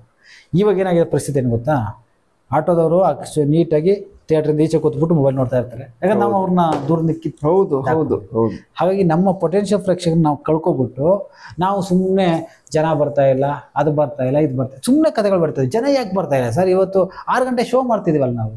ಹೌದು. ಒಂದು ದೊಡ್ಡ ಸಿನಿಮಾಗಳಿಗೆ 6 ಗಂಟೆ ಶೋಗೆ 6 ಗಂಟೆಗೆ ಜನ ಬರ್ತಾವ್ರೆ ಅಂದರೆ ನಾವು ಆ ಸಿನಿಮಾಗೆ ಜನ ಅವ್ರೆ ಅಂದರೆ ಪ್ರೇಕ್ಷಕ ಬರ್ತಾವನೆ ಅಂತ ಅರ್ಥ. ಒಂದು ನಾವು ಯಾವುದೋ ಒಂದು ಲೆಕ್ಕದಲ್ಲಿ ಆ ಸಿನಿಮಾಗೆ ಯಾಕೆ ಬರ್ತಾವೆ ಅಂದರೆ ಆ ಸಿನಿಮಾ ಅಷ್ಟು ಹೈಪ್ ಮಾಡ್ತಾ ಇದ್ದೀವಿ. ಯಾಕೆ ಚಿಕ್ಕ ಸಿನಿಮಾಗಳು ಬರ್ತಾ ಇಲ್ಲ ಅಂದರೆ ಚಿಕ್ಕ ಸಿನಿಮಾಗೆ ದುಡ್ಡು ಕಡಿಮೆ ಮಾಡಿದ್ದೀವಿ. ದುಡ್ಡು ಕಡಿಮೆ ಮಾಡಿಲ್ಲ. ನೀವೇನು ಮಾಡಬೇಕು, ಆ ಸಿನಿಮಾಗೆ ತಕ್ಕಂತೆ ದುಡ್ಡು ಇಡಿ, ಪರವಾಗಿಲ್ಲ, ನಾನು ಅದು ಥರ ಕಟ್ಸ್ಕೊಳ್ಳಿ. ಈ ಸಿನಿಮಾಗಳಿಗೆ ನೀವು ಕಡಿಮೆ ಮಾಡಿ ಒಂದು 3 ಕೊಟ್ಟುಬಿಡಿ. ಆಗ ಲ್ಯಾಕ್ ಆಫ್ ಆಡಿಯನ್ಸ್ ಅಂತ ಏನಿದೆ ಕರ್ನಾಟಕದಲ್ಲಿ ಅದು ಹೋಗುತ್ತೆ ಸರ್. ಚಾನ್ಸ್ ತಗೋತಾರೆ ಜನ. ಸರ್ ಇಷ್ಟು ವರ್ಷದ ದಿನಗಳಲ್ಲಿ ನೀವು ನೋಡಿದ್ರಿ ಪಿಕ್ಚರ್ಗಳು, ನಾನು ನೋಡಿದ್ದೆ ಹಿಟ್ ಆದಂತಹ ಸಿನಿಮಾಗಳಲ್ಲಿ ಈ ಥರ ಆರ್ಗ್ಯಾನಿಕ್ ಆಗಿ ಸಿನಿಮಾ ಹಿಟ್ ಆಗಿದೆ, ಪ್ರೇಕ್ಷಕರೇ ನೋಡಿದ್ದಾರೆ, ಯಾವುದೇ ರೀತಿ ಸ್ಟಾರ್ಗಳಿಲ್ಲ, ಇನ್ನೊಂದಿಲ್ಲ ಅನ್ನೋ ಸಿನಿಮಾ ಯಾವ್ದಾದ್ರು ಹೇಳಿ ಸರ್ ನನಗೆ. ಯಾವ್ದಾದ್ರು ನಂಗೊಂದು ಎಕ್ಸಾಂಪಲ್ ಕೊಡಿ. ಇನ್ನೊಂದು 4-5 ವರ್ಷದಲ್ಲಿ ಆಫ್ಟರ್ ಕೊರೋನಾ, ಬಿಫೋರ್ ಕೊರೋನಾ ಇತ್ತು, ಆಫ್ಟರ್ ಕೊರೋನಾ ಇಟ್ಕೊಳ್ಳೋಣ. ಈ ಸಿನಿಮಾ ಸೂಪರ್ ಹಿಟ್ ಆಗೋಯ್ತು. ಯಾವುದೇ ರೀತಿ ಏನೂ ಸ್ಟಾರ್ಗಿರಲಿಲ್ಲ, ಏನೂ ಪ್ರಚಾರ ಖರ್ಚು ಮಾಡಿರಲಿಲ್ಲ, ಸಿನಿಮಾದ ಆ ಗುಣದಿಂದನೇ ಹಿಟ್ ಆಯ್ತು ಅಂತ ಒಂದು ಸಿನಿಮಾ ಹೇಳಿ ಸರ್ ನನಗೆ. ಹೇಳಿ ಯಾವುದಾದ್ರು ಎಕ್ಸಾಂಪಲ್ ಕೊಡಿ, ನಾನು ಅದಕ್ಕೆ ಆನ್ಸರ್ ಮಾಡ್ತೇನೆ. ಯಾಕಂದರೆ ಪ್ರತಿ ವಾರ ಸಿನಿಮಾಗಳಿಗೆ ಹೋದಾಗ 8 ಜನ 10 ಜನ 12 ಜನ. ಆಮೇಲೆ ಮೊದಲೊಂದು ಕಲ್ಚರ್ ಇದೆ ನಿಮಗೆ, ಫ್ಯಾಮಿಲಿ ಎಲ್ಲ ಬರೋರು, ಫ್ರೆಂಡ್ಗಳನ್ನೆಲ್ಲ ಕರಿತಿದ್ದೆ, ಬರೋ ಪಿಕ್ಚರ್ ಹೋಗೋಣ ಅಂತ.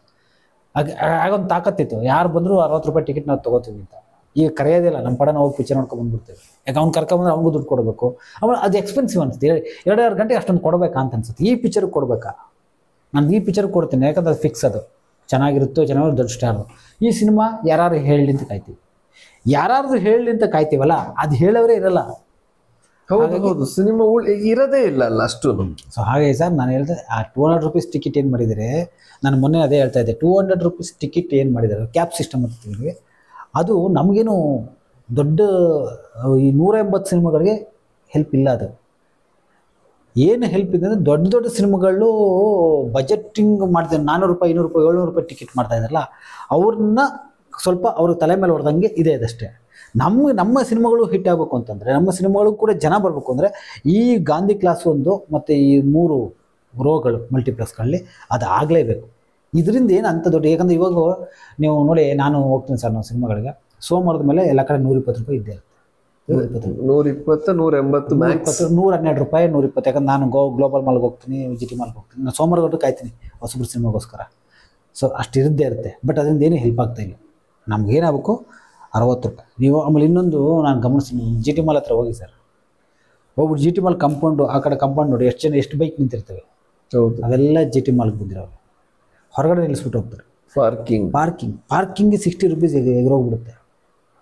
180 ರೂಪಾಯಿ ಟಿಕೆಟ್, 220 ರೂಪಾಯಿ. ಮಧ್ಯದಲ್ಲಿ ಏನಾದ್ರು ತಗೊಳಕ್ ಹೋದ್ರೆ ಅಂಡ್ ಏನಾದ್ರು ಇಲ್ಲ, ನಿಮಗೆ ಒಂದು ನಮ್ಮ ಪ್ರಕಾರ ನಾವು ಒಂದು ಸರ್ವೆ ಮಾಡಿದ ಪ್ರಕಾರ 3 ಜನರಿಂದ 5 ಜನ ಹೋದ್ರೆ ಮಲ್ಟಿಪ್ಲೆಕ್ಸ್ಗೆ ಅದು ಟಿಕೆಟ್ ಎಷ್ಟೇ ಇರಲಿ, 200 ರೂಪಾಯಿ ಇರಲಿ, 150 ಇರಲಿ ಅಥವಾ 300 ಇರಲಿ, ಅದನ್ನು ಬಿಟ್ಟು ನಿಮಗೆ ಮಿನಿಮಮ್ 500ರಿಂದ 800 ರೂಪಾಯಿ ಬೇಕಾಗ್ತದೆ ಸರ್. ಅಂದ್ರೆ ನೀವು ವಾರಕ್ಕೊಂದು ಸಿನಿಮಾ ನೋಡ್ಬೋದು ಸರ್.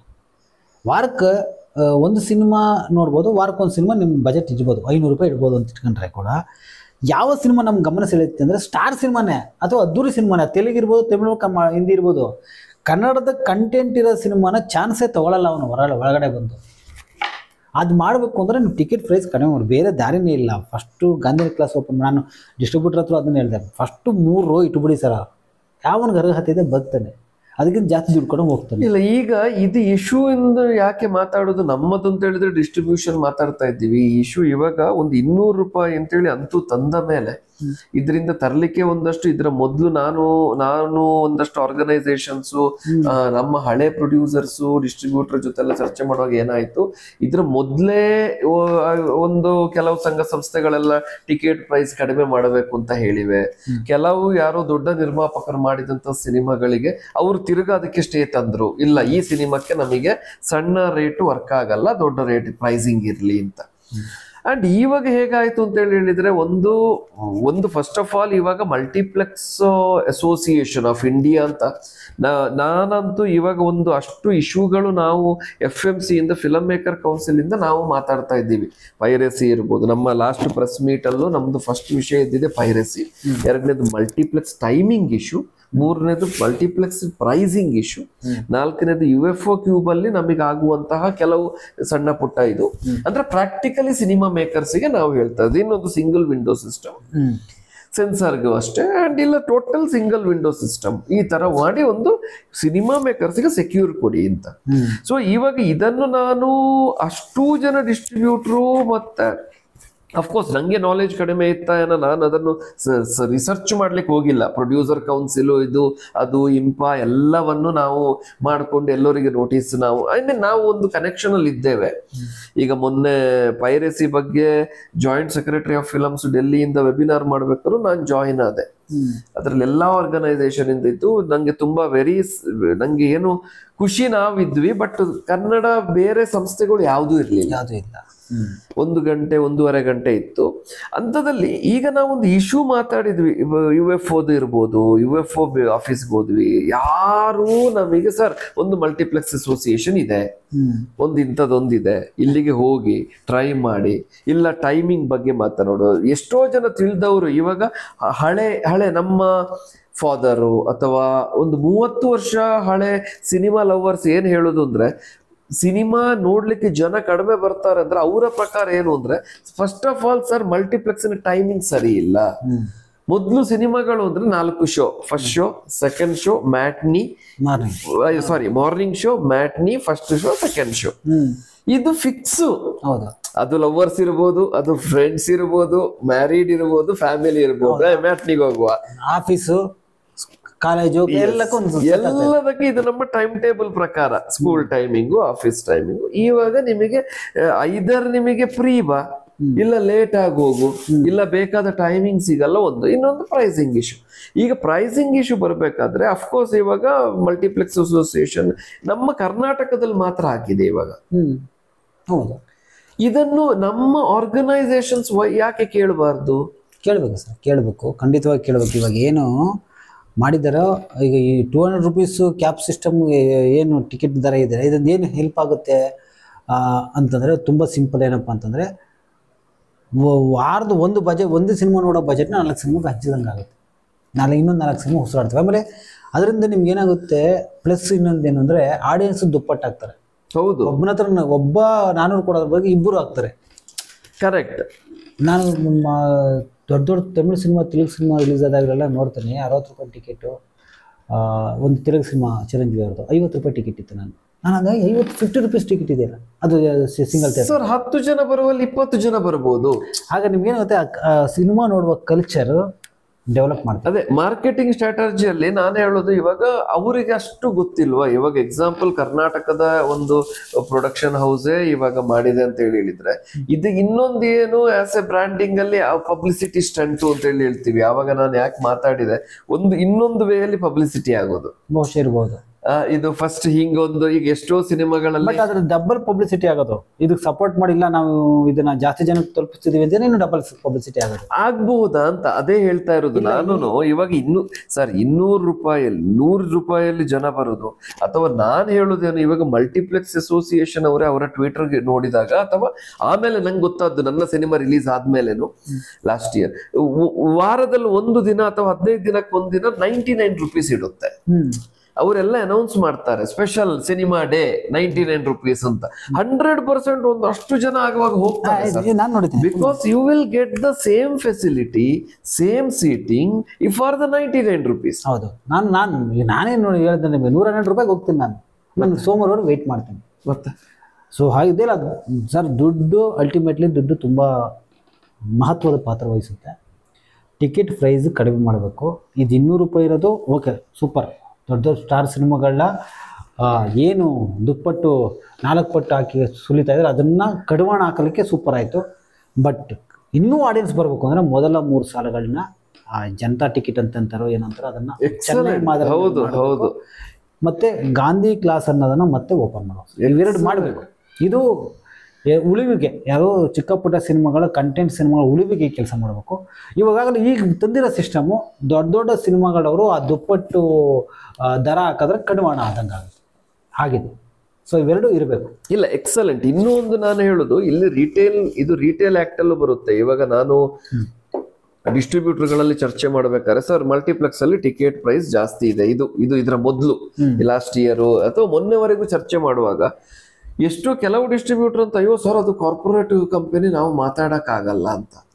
ಇನ್ನು ಕೆಲವರಿಗೆ ಲಿಟ್ರಲಿ ಹೇಳೋದಿದ್ರೆ ಅವ್ರಿಗೆ ಇಮೇಲ್ ಮಾಡಕ್ಕೆ ಬರಲ್ಲ, ನಮ್ಮ ಹತ್ರ ಹೇಳೋದು ಇಲ್ಲ. ಕಮ್ಯುನಿಕೇಶನ್ ಅಫ್ಕೋರ್ಸ್ ದ PVR ಸಂಸ್ಥೆ ಇರ್ಬೋದು, ಇನೋಕ್ಸ್, ಇಲ್ಲಿ ಯಾರನ್ನು ನಾನು ಬ್ಲೇಮ್ ಮಾಡ್ತಾ ಇಲ್ಲ, ಅವರವರ ಸಿಸ್ಟಮ್ ಇರುತ್ತೆ. ಬಟ್ ಇಲ್ಲಿ ಕರ್ನಾಟಕದಲ್ಲೂ ಬರ್ಬೇಕಾದ್ರೆ ಒಂದು ರಿಟೇಲ್ ಆಕ್ಟ್ ಪ್ರಕಾರ ಬರುತ್ತೆ. ಇವಾಗ ಸ್ಪೆಷಲ್ ನಾನು ಈಗ ಎಕ್ಸಾಂಪಲ್ ಇನ್ನೊಂದು ಮಜಾ ಏನು ಅಂದ್ರೆ, ಈ ನಾನು ಜನರಿಗೆ, ನಮ್ಮ ಆಡಿಯನ್ಸ್ಗೆ ಹೇಳೋದು ಅಂದ್ರೆ, ಎಲ್ಲರಿಗೂ ಗೊತ್ತಿದ್ದದ್ದೇ ಇದು. ಬಟ್ ಏನು, ಇವಾಗ ನಿಮಗೆ ಮಲ್ಟಿಪ್ಲೆಕ್ಸ್ಗೆ ಕಂಟೆಂಟ್ ಬೇಕೇ ಬೇಕು. ಐದರ ಕಂಟೆಂಟ್ ಕೊಟ್ಟ ಒಂದು ಸಿನಿಮಾ ಓಡಬೇಕು, ಇಲ್ಲದಿದ್ರೆ ನೆಕ್ಸ್ಟ್ ವೀಕ್ ಹೊಸ ಕಂಟೆಂಟ್ ಬೇಕೇ ಬೇಕು. ಇಲ್ಲದಿದ್ರೆ ನೀನ್ ಅದರ ಒಳಗಡೆ ಇವೆಂಟ್ ಮಾಡಕ್ಕೂ ಆಗಲ್ಲ, because it is designed for cinema. ಒಂದು. ಎರಡನೇದು, ನಿಮ್ದು ಸ್ಥಿರ ಆಸ್ತಿ, ನಿಮಗೆ ಒಂದ್ಸಲ ಇನ್ವೆಸ್ಟ್ಮೆಂಟ್ ಆಗಿದೆ. ಅಂಡ್ ನಿಮಗೆ ಒಂದು ಎಕ್ಸಾಂಪಲ್, ಇವಾಗ 100 ಸೀಟ್ ತಕೊಂಡ್ರೆ, 200 ಸೀಟ್ ತಕೊಂಡ್ರೆ, ಇದಕ್ಕಿಷ್ಟೇ ಕರೆಂಟ್ ಬೇಕು, ಇದಕ್ಕಿಷ್ಟು ಎಂಪ್ಲಾಯೀಸ್ ಬೇಕು, ಇದು ಒಂದು ವರ್ಕ್ ಆಗ್ತಾ ಇರುತ್ತೆ. ಬಟ್ ನಿಮಗೆ ಬರುವ ಕಂಟೆಂಟ್ಗಳು ಅದು 20 ಲಕ್ಷದ್ದು ಇರ್ಬೋದು, 22 ಕೋಟಿದು ಇರ್ಬೋದು, 200 ಕೋಟಿದು ಇರ್ಬೋದು. ಆವಾಗ ಇದೇ ಮಲ್ಟಿಪ್ಲೆಕ್ಸ್ ಅಸೋಸಿಯೇಷನ್ಗೆ ನಾನು ಕೇಳ್ತಾ ಇರೋದು, ಸರ್ ಯಾಕೆ ಪ್ರೊಡ್ಯೂಸರ್ ಪರವಾಗಿ ಇಲ್ಲ? ಯಾಕೆ ಇಲ್ಲಿವರೆಗೂ ಯಾವುದೇ ಡಿಸ್ಟ್ರಿಬ್ಯೂಟರ್ಗಳು, ಯಾವುದೇ ಎಕ್ಸಿಬಿಟರ್ಸು ಅಥವಾ ಯಾವುದೇ ಪ್ರೊಡ್ಯೂಸರ್ಸ್ ನಾವು ಇದನ್ನು ಕೇಳಲಿಲ್ಲ? ನಾವು ಚುಪ್. First of all UFO cube ಇದೆ, ಅಗ್ರಿಮೆಂಟ್ಗಳನ್ನು ನಾವು ನೋಡಲ್ಲ. ದಯವಿಟ್ಟು ನಾನು FMC ಮುಖಾಂತರ ಹೇಳೋದಂದ್ರೆ, ನಿಮ್ಮನ್ನು ಕೂತ್ಕೊಳ್ಳಿಸಿಕೊಂಡಂತಲ್ಲ ಸರ್, ನಾನು ಟಾಪಿಕ್ ಅಲ್ಲಿ ಹೇಳ್ತಾ ಇರೋದು. Producers should know it. ಎಲ್ಲ ಗೊತ್ತಿರ್ಬೇಕು ಸರ್, ಎಲ್ಲ ನೋಡ್ಬೇಕು ಅಲ್ವಾ? ಒಂದು, ಯಾಕಂದ್ರೆ UFO ಕ್ಯೂಬ್ ಅಲ್ಲಿ ನಾವು ಪಟಾಪಟ್ ಸೈನ್ ಮಾಡಿ ಬಿಡ್ತೇವೆ. ಅದು ಯಾವುದೋ ಒಂದು ಇನ್ನೊಂದು ಯಾರೋ ಸರ್ವಿಸ್ ಪ್ರೊವೈಡರ್ ಇದೆ, ಅವರಿಗೆ ಏನು ಅಂತೇಳಿನೇ ಎಲ್ಲ ಸೈನ್ ಮಾಡಿಸ್ಕೊಂಡು ಹೋಗ್ತಾರೆ. ಆ ಕಂಟೆಂಟ್ ಎಲ್ಲೋ ಇತ್ತು, ಆ ಕಂಟೆಂಟಿಗೆ ಎಷ್ಟು ವ್ಯಾಲಿಡಿಟಿ, ಆ ಕಂಟೆಂಟ್ ಅನ್ನು ಸಿನಿಮಾ 1 ವರ್ಷ ವ್ಯಾಲಿಡಿಟಿ ಆದ ಮೇಲೆ ಏನ್ ಮಾಡ್ತಾರೆ? ಇಂಥ ಯಾವುದೇ ಒಂದು ಇಲ್ಲ, ಇದಕ್ಕೆ ನಾವು ಮಾತೇ ಆಡಿಲ್ಲ ಇಲ್ಲಿವರೆಗೂ. ದಯವಿಟ್ಟು ನಾನು ಹೇಳ್ತಾ ಇರೋದು ಒಂದು. ಇನ್ನೊಂದು 50-50. ಇವಾಗ ಫಸ್ಟ್ ಮಲ್ಟಿಪ್ಲೆಕ್ಸ್ ಆಯ್ತು, ನಾವು ಕಂಟೆಂಟ್ ಕೊಟ್ವಿ, ಪ್ರೊಡ್ಯೂಸರ್ಸ್ 50-50 ಆಕ್ಟ್ ಅಲ್ಲಿ ಇದೆ. ಫಸ್ಟ್ ವೀಕ್ 50-50, ಸೆಕೆಂಡ್ ವೀಕ್ ಅವರಿಗೆ 55, ಪ್ರೊಡ್ಯೂಸರ್ಗೆ 45, ಥರ್ಡ್ ವೀಕ್ ಅವರಿಗೆ 60, ಪ್ರೊಡ್ಯೂಸರ್ಗೆ 40. ಅಂತೂ ಬಂದು ಯಾವುದೋ ಒಂದು ಇಕ್ವೇಶನ್ ಬಂದು ನಿತ್ರುನು ಅವರಿಗೆ ಹೈಯರ್ ಪಾರ್ಟ್, ನಮಗೆ ಪ್ರೊಡ್ಯೂಸರ್ಗೆ ಲೋವರ್ ಪಾರ್ಟ್. ಇದು ಯಾವ ನ್ಯಾಯ? ಇದ್ಯಾಕೆ ಇದು ಯಾಕೆ ಸರ್ ಇದಕ್ಕೆ ಕ್ಲಾಸ್ಗಳು ಬರಲಿ. ಈಗ ಎಕ್ಸಾಂಪಲ್ ನಿನ್ನ ಪ್ರೊಡಕ್ಷನ್ ವ್ಯಾಲ್ಯೂ ನೋಡಿ ಸರ್, ಈಗ ಗೊತ್ತಾಗುತ್ತೆ. It is like a production value is the open secret for cinema makers. ಇದು 50-50 1 ವೀಕ್. ಸೂಪರ್ ಆಗಿ ಬಂತ ನೋಡೋಣ, ಇದು ನಂಗೆ 40 ಕೊಡು, ನಿಂಗೆ 60 ತಗೋ ಪ್ರೊಡ್ಯೂಸರ್. ಬಿಕಾಸ್ ಪ್ರೊಡ್ಯೂಸರ್ ಅಲ್ಲಿ ಕಂಟೆಂಟ್ಗೆ ದುಡ್ಡು ಹಾಕಿರ್ತಾನೆ, ಪಬ್ಲಿಸಿಟಿಗೆ ಹಾಕಿರ್ತಾನೆ. ಆ ಸಿನಿಮಾ ಸೆಂಟರ್ಗೆ ಕರ್ಕೊಂಡು ಬರುದೇ ಪ್ರೊಡ್ಯೂಸರ್. ಇದ್ರ ಬಗ್ಗೆ ನಾವು ಮಾತಾಡ್ಬೇಕು. ನಾವು ಈ ಪಾಲಿಸಿ ಬಗ್ಗೆ ಮಾತಾಡ್ಬೇಕು. ಈ ಪಾಲಿಸಿ ಚೇಂಜ್ ಆಗ್ಬೇಕು. Pricing is okay. ಇಲ್ಲ, ನಾನು ಹೇಳುದು ಈಗ ಸ್ಪೆಷಲ್ 200 ಕೋಟಿ ಸಿನಿಮಾ ಮಾಡಿದ್ರು, ಇಲ್ಲ 100 ಕೋಟಿ ಖರ್ಚು ಮಾಡಿ ಸಿನಿಮಾ ಮಾಡಿದ್ರು, ಅವ್ರು ಏನ್ ಮಾಡ್ಬೇಕು? ಆನ್ ಪ್ರಯಾರಿಟಿ ಗೌರ್ಮೆಂಟ್ ಹತ್ರ ಪರ್ಮಿಷನ್ ತಗೊಳ್ಳೋದು, ಟ್ಯಾಕ್ಸ್ ಪರ್ಮಿಷನ್ ತಗೊಳ್ಳೋದು, ರಿಟೇಲ್ ಪರ್ಮಿಷನ್ ತಗೊಂಡು ಸರ್ ಸ್ಪೆಷಲ್ ಶೋನೇ ಮಾಡ್ಬಿಡ್ಲಿ. ನನ್ನ ಸಿನಿಮಾ ಸರ್ ಇದು ಸ್ಪೆಷಲ್ ಸಿನಿಮಾ 500 ರೂಪೀಸ್ ಕ್ಯಾಟಗರಿ. ಹೌದು, 500. ಈಗ ಎಕ್ಸಾಂಪಲ್ ಮೈಸೂರಲ್ಲಿ 3 ಥಿಯೇಟರ್ ಅಲ್ಲಿ ಇದೆ 500, ಶಿವಮೊಗ್ಗದಲ್ಲಿ ಇದೆ, ಬೆಂಗಳೂರಲ್ಲಿ 10 ಥಿಯೇಟರ್ ಅಲ್ಲಿ ಇದೆ 500 or 1000 or whatever. The true cinema makers still go there.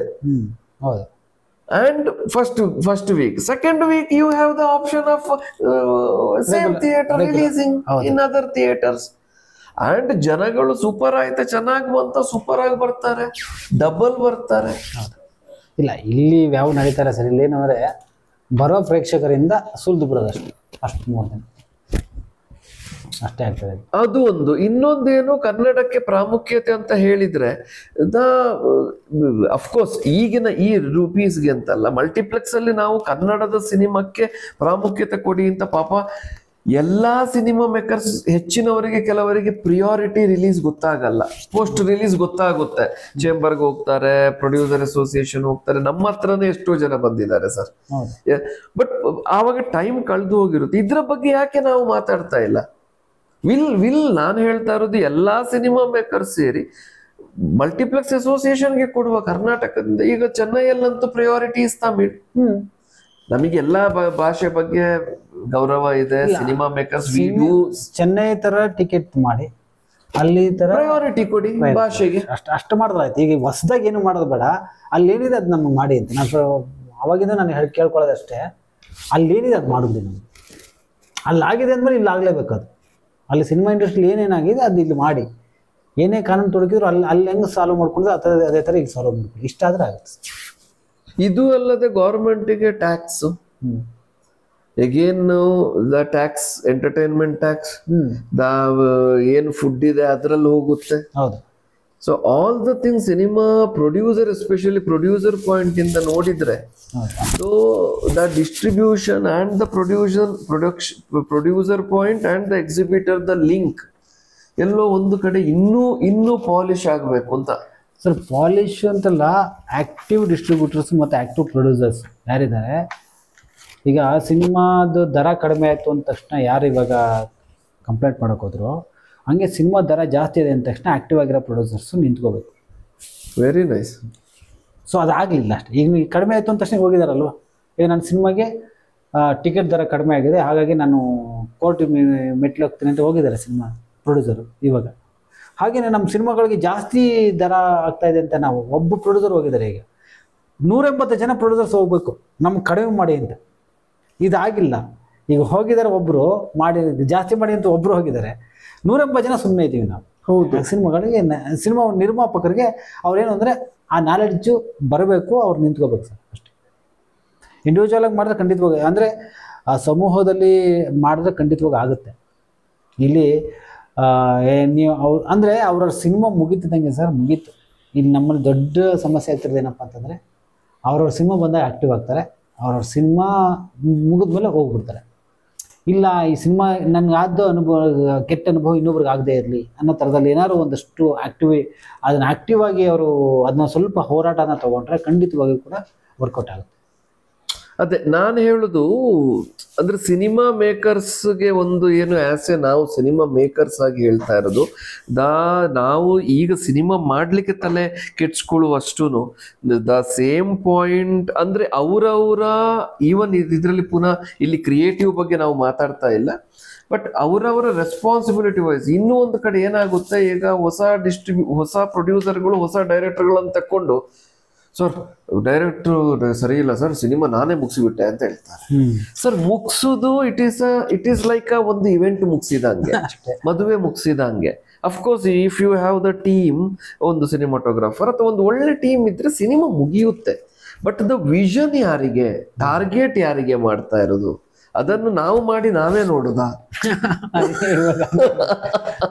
ಅಂದ್ರೆ ಪುನಃ ನಾನು ಹೇಳ್ತಾ ಇದ್ದೀನಿ, ನಮ್ಮ first point the promotion of the cinema, the distribution point. Distributor ಯಾರು, ಅಥವಾ ಡಿಸ್ಟ್ರಿಬ್ಯೂಟರ್ ಜೊತೆ ಮೊದಲೇ ಮಾತಾಡ್ಬೋದಾ, ಅಥವಾ ಡಿಸ್ಟ್ರಿಬ್ಯೂಟರ್ ಅಂತೇಳಿ ಹೇಳಿದವ್ರ ಜೊತೆ ನಾವು ಮಾರ್ಕೆಟ್ ಅನ್ನು ಸ್ಟಡಿ ಮಾಡ್ಬೋದಾ? ಇಂಥ ಆಕ್ಟರ್ ಇದ್ರೆ ಈಗ ಹಿಂದಿನ ಸಿನಿಮಾ ಹಿಂಗ್ ಹೋಗಿದೆ, ಅಥವಾ ಹಿಂಗೆ ಟಿವಿ ರೈಟ್ಸ್ ಹೋಗಬಹುದು, ಇಲ್ಲ OTT ಹಿಂಗಿರಬಹುದು.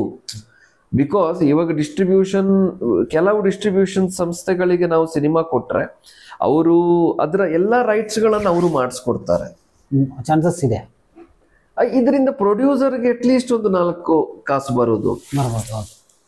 ಸೊ ಇಂಥ ಡಿಸ್ಕಷನ್ ಪ್ರೊಡ್ಯೂಸರ್ಗಳು ಸಿನಿಮಾ ಮೇಕರ್ಸ್ ಡಿಸ್ಟ್ರಿಬ್ಯೂಟರ್ ಮಾಡಿದ್ರೆ so it will help for the production house. ಖಂಡಿತವಾಗಿ ಅಲ್ಲ, ಪ್ರೊಡ್ಯೂಸರ್ಸ್ ಅದೇ ಸರ್, ಸಿನಿಮಾ ಮಾಡಾದ್ಮೇಲೆ ಕಂಪ್ಲೀಟ್ ಆದಮೇಲೆ ರಿಲೀಸ್ ಟೈಮಲ್ಲಿ ಇಷ್ಟು ವಿಷಯನ ತಲೆ ಕೆಡಿಸ್ಕೋಬೇಕು ಅವರು. ಆಮೇಲೆ ಥಿಯೇಟಿಕಲಿ ಸಿನಿಮಾ ರಿಲೀಸ್ ಮಾಡೋದಕ್ಕೆ ಫಸ್ಟ್ ಪ್ರಯಾರಿಟಿ ಕೊಡಬೇಕು. ಸಿನಿಮಾನ ವ್ಯಾವಹಾರಿಕವಾಗಿ ತೊಗೋಬೇಕು. ಸಿನಿಮಾ ಇಸ್ ಎ ಬಿಸ್ನೆಸ್ ಅಂತ. ಈಗ ನಮ್ಮಲ್ಲಿ ತುಂಬ, ಇನ್ನೊಂದು ಎಕ್ಸಾಂಪಲ್ ಹೇಳ್ತೀನಿ ಕೇಳಿ. ಸಿನಿಮಾ ಮಾಡೋ ಟೈಮಲ್ಲಿ ಏನು ಮಾಡ್ತಾರೆ, ಯಾರೊಬ್ಬ ಹೀರೋ ಅವ್ರ ತಮ್ಮನೋ ಅಣ್ಣನೋ ಮಗನೋ ಹೀರೋ ಮಾಡ್ತಾರೆ. ಆವಾಗ ಅವ್ರು ಫ್ಯಾಷನ್ ಥರ ಸಿನಿಮಾ ಮಾಡ್ತಾರೆ. ಹೌದು, ಸಿನಿಮಾ ರಿಲೀಸ್ ಟೈಮಲ್ಲಿ ಏನ್ರಿ ಒಂದು ಸ್ಯಾಟಲೈಟ್ ಆಗ್ತಾ ಇಲ್ಲ, ಬಿಸ್ನೆಸ್ ಆಗ್ತಿಲ್ಲ ಅಂತಾರೆ. ಸಿನಿಮಾ ಬಿಸ್ನೆಸ್ ಆಗಬೇಕು ಅಂದರೆ ಬಿಸ್ನೆಸ್ ಯಾರಿದ್ದಾರೋ ಬಿಸ್ನೆಸ್ ಆಗಂಥವ್ರನ್ನ ನೀವು ಹಾಕೊಂಡು ಸಿನಿಮಾ ಮಾಡಬೇಕು. ಸೊ ನೀವು ಯಾವಾಗ ಏನು ಮಾಡ್ತೀರಿ, ಒಳ್ಳೆ ಕತೆ ಬೇಕು ಅಷ್ಟೇ ಅಂದ್ಬಿಟ್ಟು ಮಾಡ್ಬಿಡ್ತೀರಿ. ಸಿನಿಮಾ ರಿಲೀಸ್ ಟೈಮ್ಗೆ ಬಿಸ್ನೆಸ್ ಆಗಬೇಕು, ಅದು ಹಂಗೆ ಆಗಲ್ಲ. ಸಿನಿಮಾನ ಬಿಸ್ನೆಸ್ ಅಂತ ತಗೊಳ್ಳಿ. ಆಮೇಲೆ ಟೆಕ್ನಿಷಿಯನ್ಸ್ಗೆ ಹಣ ಕೊಡೋದಿರಲಿ, ಆರ್ಟಿಸ್ಟ್ಗೆ ಹಣ ಕೊಡೋದಿರಲಿ, ಆಮೇಲೆ ಹಣವನ್ನು ಸಿನಿಮಾಗೆ ಹೆಂಗೆ ಇನ್ವೆಸ್ಟ್ ಮಾಡ್ತಿರೋ ಅದೇ ಥರ ಪ್ರಚಾರಕ್ಕೆ ಕೂಡ ಇನ್ವೆಸ್ಟ್ ಮಾಡಬೇಕಾಗುತ್ತೆ. ಈಗ ಬಿಸ್ನೆಸ್ ಮಾಡಿದ್ರೆ ಬಿಸ್ನೆಸ್ಸೇ ಮಾಡ್ಬೇಕು ನೀವು. ನಮ್ಮಲ್ಲಿ ಏನಾಗುತ್ತೆ, ಈ ಚಿತ್ರೋದ್ಯಮ ಚಿತ್ರರಂಗ ಏನಿದೆ ಅವೆರಡನ್ನೂ ಮಿಕ್ಸಪ್ ಮಾಡ್ಕೋತಾರೆ. ಬಿಗಿನಿಂಗಲ್ಲಿ ಚಿತ್ರರಂಗ ಅಂತಾರೆ, ಇಲ್ಲ ಬಿಗಿನಿಂಗಲ್ಲಿ ಚಿತ್ರರಂಗ ಅನ್ಕೋತಾರೆ. ಸಿನಿಮಾ ರಿಲೀಸ್ ಮಾಡೋ ಚಿತ್ರೋದ್ಯಮ. ನೀವು ಬಿಗಿನಿಂಗ್ ಬರೋದ್ಲೇ ಚಿತ್ರೋದ್ಯಮ ಅಂತ ಬರ್ರಿ, ನಾನು ಈ ಸಿನಿಮಾಗೆ ಇಷ್ಟು ಇನ್ವೆಸ್ಟ್ ಮಾಡ್ತಾ ಇದ್ದೀನಿ, ಇಷ್ಟು ಇನ್ವೆಸ್ಟ್ ಮಾಡೋದ್ರಿಂದ ಇಷ್ಟು ಬರೋಂಥ ಚಾನ್ಸಸ್ ಇದೆ, ಇದು ಈ ಸಿನಿಮಾಗೆ ಜಾಸ್ತಿ ಇನ್ವೆಸ್ಟ್ಮೆಂಟ್ ಆಗ್ತದೆ, ಇಷ್ಟು ಬರಲ್ಲ. ನೀವು ಅದನ್ನು ಕ್ಯಾಲ್ಕುಲೇಷನ್ ಮಾಡ್ಕೋಬೇಕು ನೀವು. ಆಮೇಲೆ ಯಾವುದೇ ನಿರ್ಮಾಪಕರಾಗಲಿ ಸರ್, ನಿರ್ದೇಶಕರಿಗಿಂತ ಜಾಸ್ತಿ ಹಣದ ಬಗ್ಗೆ ಗೊತ್ತಿರುತ್ತೆ. ಈಗ ದುಡ್ಡು ಮಾಡ್ಕೊಂಡೆ ಅವ್ರು ಸಿನಿಮಾ ಮಾಡೋದು, ಅವರೆಲ್ಲ ಯಾವುದೋ ಬೇರೆ ಬಿಸ್ನೆಸ್ ಮಾಡಿ ಇನ್ನೊಂದು ಮಾಡಿ ಟರ್ನ್ ಓವರ್ ಮಾಡಿ ಹಣದ ಬಗ್ಗೆ ತಿಳ್ಕೊಂಡೇ ಬರ್ತಾರೆ ಅವರು.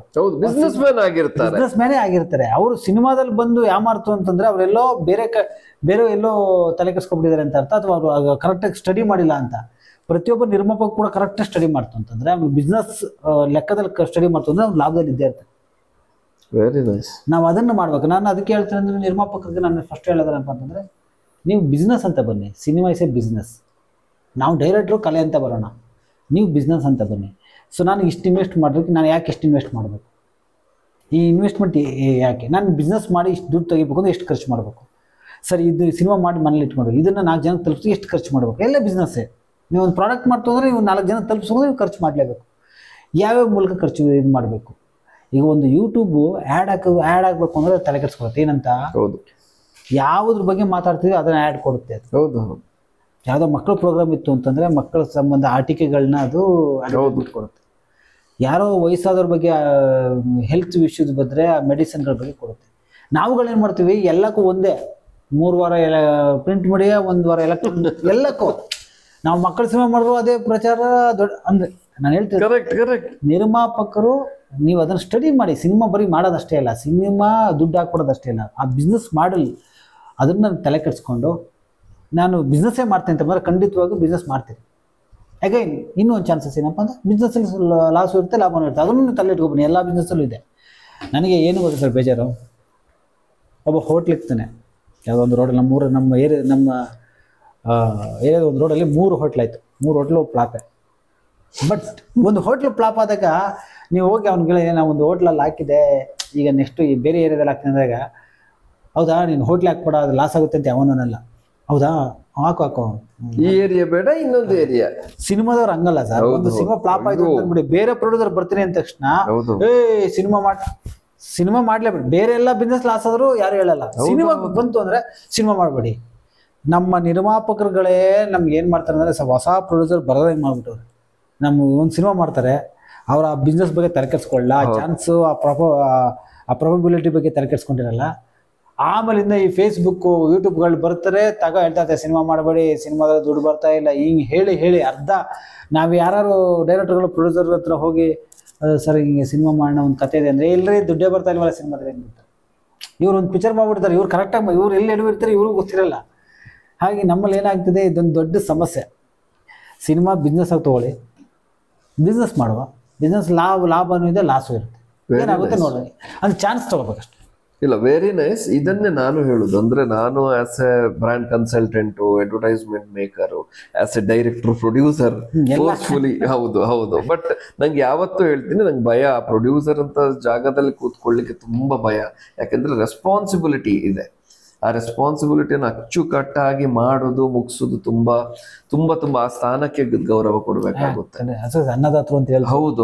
ಹೌದು ಆದ ಕಾರಣ. ಅಂಡ್ ಈ ಎಪಿಸೋಡ್ ಅಲ್ಲಿ ನಮಗೆ ಏನ್ ಎಸ್ಪೆಷಲಿ ಸಿನಿಮಾ ಡಿಸ್ಟ್ರಿಬ್ಯೂಷನ್ ಅಂಡ್ ಸಿನಿಮಾದ ಬಗ್ಗೆ ದ ಇಂಪಾರ್ಟೆನ್ಸ್ ಆಫ್ ದ ಕಲೆ ಅಂಡ್ ದ ಬಿಸ್ನೆಸ್, ರವೀಂದ್ರ ಅಂತೂ ತುಂಬಾ ಚೆನ್ನಾಗಿ ಹೇಳಿದರು. ಅಂಡ್ ಮುಂದಿನ ದಿನಗಳಲ್ಲಿ as A resource person Ravindra ಅವರು ನಮ್ಮ ಜೊತೆ ಇರ್ತಾರೆ. ಆ್ಯಂಡ್ ತುಂಬ ಬೇರೆ ಬೇರೆ ವಿಷಯಗಳನ್ನು ಮಾತಾಡ್ತೇವೆ. ಆ್ಯಂಡ್ ಎಸ್ಪೆಷಲಿ ಇದು ಮಾಡ್ತಾ ಇರೋದು as A video library. So ಒಂದಷ್ಟು ಜನ ನ್ಯೂ ಸಿನಿಮಾ ಮೇಕರ್ಸ್ಗೆ ಹೆಲ್ಪ್ ಆಗಬೇಕು. ಸಿನಿಮಾ ಮೇಕಿಂಗ್ ಅಂತ ಹೇಳಿದರೆ ಏನು, ಅಫ್ಕೋರ್ಸ್ ಈಗ AI ಇದೆ, ವಿಡಿಯೋಗಳು ಎಲ್ಲ ಸಿಗುತ್ತೆ, ಬಟ್ ಪ್ರಾಕ್ಟಿಕಲ್ ಎಕ್ಸ್ಪೀರಿಯನ್ಸೇ ಬೇರೆ. ಆ್ಯಂಡ್ ಎಸ್ಪೆಷಲಿ ಹೊಸ ಡೈರೆಕ್ಟರ್ಗಳಿಗೆ ಹೇಳೋದು, ಒಂದು ಸ್ಕ್ರಿಪ್ಟ್ ಬರೆದ ಮೇಲೆ ಶಾರ್ಟ್ ಕಾಲ್ ಮಾಡೋದಿರ್ಬೋದು. ಹೊಸ ಪ್ರೊಡ್ಯೂಸರ್ಗಳಿಗೆ ಹೇಳೋದು, ನಿಮ್ಮ judgement of the script and the story telling and the release. ಡಿಸ್ಟ್ರಿಬ್ಯೂಟರ್ಗಳಿಗೆ ಹೇಳೋದು, ಅಫ್ಕೋರ್ಸ್ ಎಷ್ಟೋ ಹಿರಿಯ ಡಿಸ್ಟ್ರಿಬ್ಯೂಟರ್ಗಳು ನಮ್ಮ ಜೊತೆಯಲ್ಲಿ ಇದ್ದೀರಿ. ಆ್ಯಂಡ್ ಹೇಳ್ತಾ ಇರೋದು, ಈಗಿನ ಟೆಕ್ನಾಲಜಿ ಪ್ರಕಾರ, ಈಗಿನ ಡಿಜಿಟಲೈಸ್ ಪ್ರಕಾರ ಒಂದು ಡಿಸ್ಟ್ರಿಬ್ಯೂಷನ್ ಸಂಸ್ಥೆನೂ ಅಪ್ಗ್ರೇಡ್ ಆಗಿರಬೇಕು. ತುಂಬಾ ಅಂದ್ರೆ ಕಮ್ಯುನಿಕೇಶನ್ ವೈಸ್ ಈ ಮಲ್ಟಿಪ್ಲೆಕ್ಸ್ ಅಸೋಸಿಯೇಷನ್ ಇರ್ಬೋದು, PVR ಇರ್ಬೋದು, ಇನಾಕ್ಸ್, ತುಂಬಾ ಕಂಪನಿಗಳು ಬರ್ತದೆ. ಇವಾಗ ಇಮೇಲ್ಗಳೆಲ್ಲ ಆಗುತ್ತೆ ಕಮ್ಯುನಿಕೇಶನ್, ಬರೀ ವಾಟ್ಸಪ್ ಆಗುತ್ತೆ. ನೀವು ಜುಟ್ಟು ಜನಿವಾರ ಕೊಡಬೇಡಿ ಅಂತ ನೋಡಿ. ನಾನು ಒಂದು ಎಕ್ಸಾಂಪಲ್ ಹೇಳ್ತೀನಿ. ಒಂದು ಹಿಂದಿ ಸಿನಿಮಾ ಬಡೆ ಮಿಯಾ ಚೋಟೆ ಮಿಯಾ ಅಂತ ಗೊತ್ತಿರ್ಬೋದು, ಮೊನ್ನೆ ರಿಲೀಸ್ ಆಯಿತು. ಅದನ್ನ PVR ಐನಾಕ್ಸ್ ಅವರೇ ಡಿಸ್ಟ್ರಿಬ್ಯೂಷನ್ ತಗೋಬಿಟ್ರು. ಸರ್ ಕರ್ನಾಟಕದಲ್ಲಿ ಯಾವುದೇ ಸಿನಿಮಾಗಳಿಗೂ ಅವರು ಸ್ಕ್ರೀನ್ ಕೊಡಲಿಲ್ಲ. ಯಾವುದೇ ಸಿನಿಮಾಗಳು ಆ ಟೈಮಲ್ಲಿ ಒಂದು 4-5 ಸಿನಿಮಾ ರಿಲೀಸ್ ಆಯಿತು. ಯಾವ ಸಿನಿಮಾಗಳು ಅವರು ಥಿಯೇಟ್ರೇ ಕೊಡಲಿಲ್ಲ. ಅದು ಗಲಾಟೆ ಮಾಡಿ ಇವರು ಆ ಟೈಮಲ್ಲಿ ಫೋನ್ಗಳು ತೊಗೊಳ್ಳಲ್ಲ ಅವರು, ಕನ್ಫರ್ಮಿಸ್ಟು. ಅವಾಗೇನು ಮಾಡಿದ್ರು ಅಂದರೆ ಅಷ್ಟು ಇದನ್ನ ಬಿಟ್ಕೋಬೇಡಿ. ಹೌದು, ಇಲ್ಲಿಯ ನಮ್ಮ ಅಸೋಸಿಯೇಷನ್ ಇದೆ. ವಿ ಆರ್ ಪ್ರೌಡ್ ಅಬೌಟ್ ನಮ್ಮ ಚೇಂಬರ್, ಸಿನಿಮಾ ಚೇಂಬರ್, ಕರ್ನಾಟಕ ಚಲನಚಿತ್ರ ಅಕಾಡೆಮಿ ಇರ್ಬೋದು ಅಲ್ವಾ, ಅಥವಾ ಚೇಂಬರ್ ಇರ್ಬೋದು, ಅಥವಾ ಪ್ರೊಡ್ಯೂಸರ್ ಅಸೋಸಿಯೇಷನ್. ಬಡೆ ಮೇ ಚೋಟೆ ಮೇ ಒದ್ದಾಡಿದ್ದಾರೆ. ಸಂಜೆ ಶುಕ್ರವಾರ ಸಿನಿಮಾ ರಿಲೀಸು, ಗುರುವಾರ ಸಂಜೆ 4, 5, 6 ಗಂಟೆ ಒದ್ದಾಡಿದ್ದಾರೆ. ಅವ್ರ ಸ್ಕ್ರೀನೇ ಬಿಟ್ಕೊಡ್ತಾರೆ. ಯಾಕಂದ್ರೆ ಅವರೇ ಎಲ್ಲ ಕಡೆ, ಯಾಕಂದ್ರೆ ಹಬ್ಬ ಇತ್ತು ಅವಾಗ ಎಲ್ಲ ಕಡೆ ಅವರು ಬಡೆ ಮೇ ಚೋಟೆ ಮೇ ಆಗ್ತಾ ಇದ್ರು. ನಾ ಇದು ಲೈವ್ ಎಕ್ಸಾಂಪಲ್. ಈಗ ನಾನು ಅದನ್ನ ಡಿಸ್ಟ್ರಿಬ್ಯೂಷನ್ ಆಫೀಸಲ್ಲಿ ಕೂತ್ಕೊಂಡು ಇದೇನು ಹಿಂಗೆ ಮಾಡ್ತಾ ಇದ್ದಾರೆ.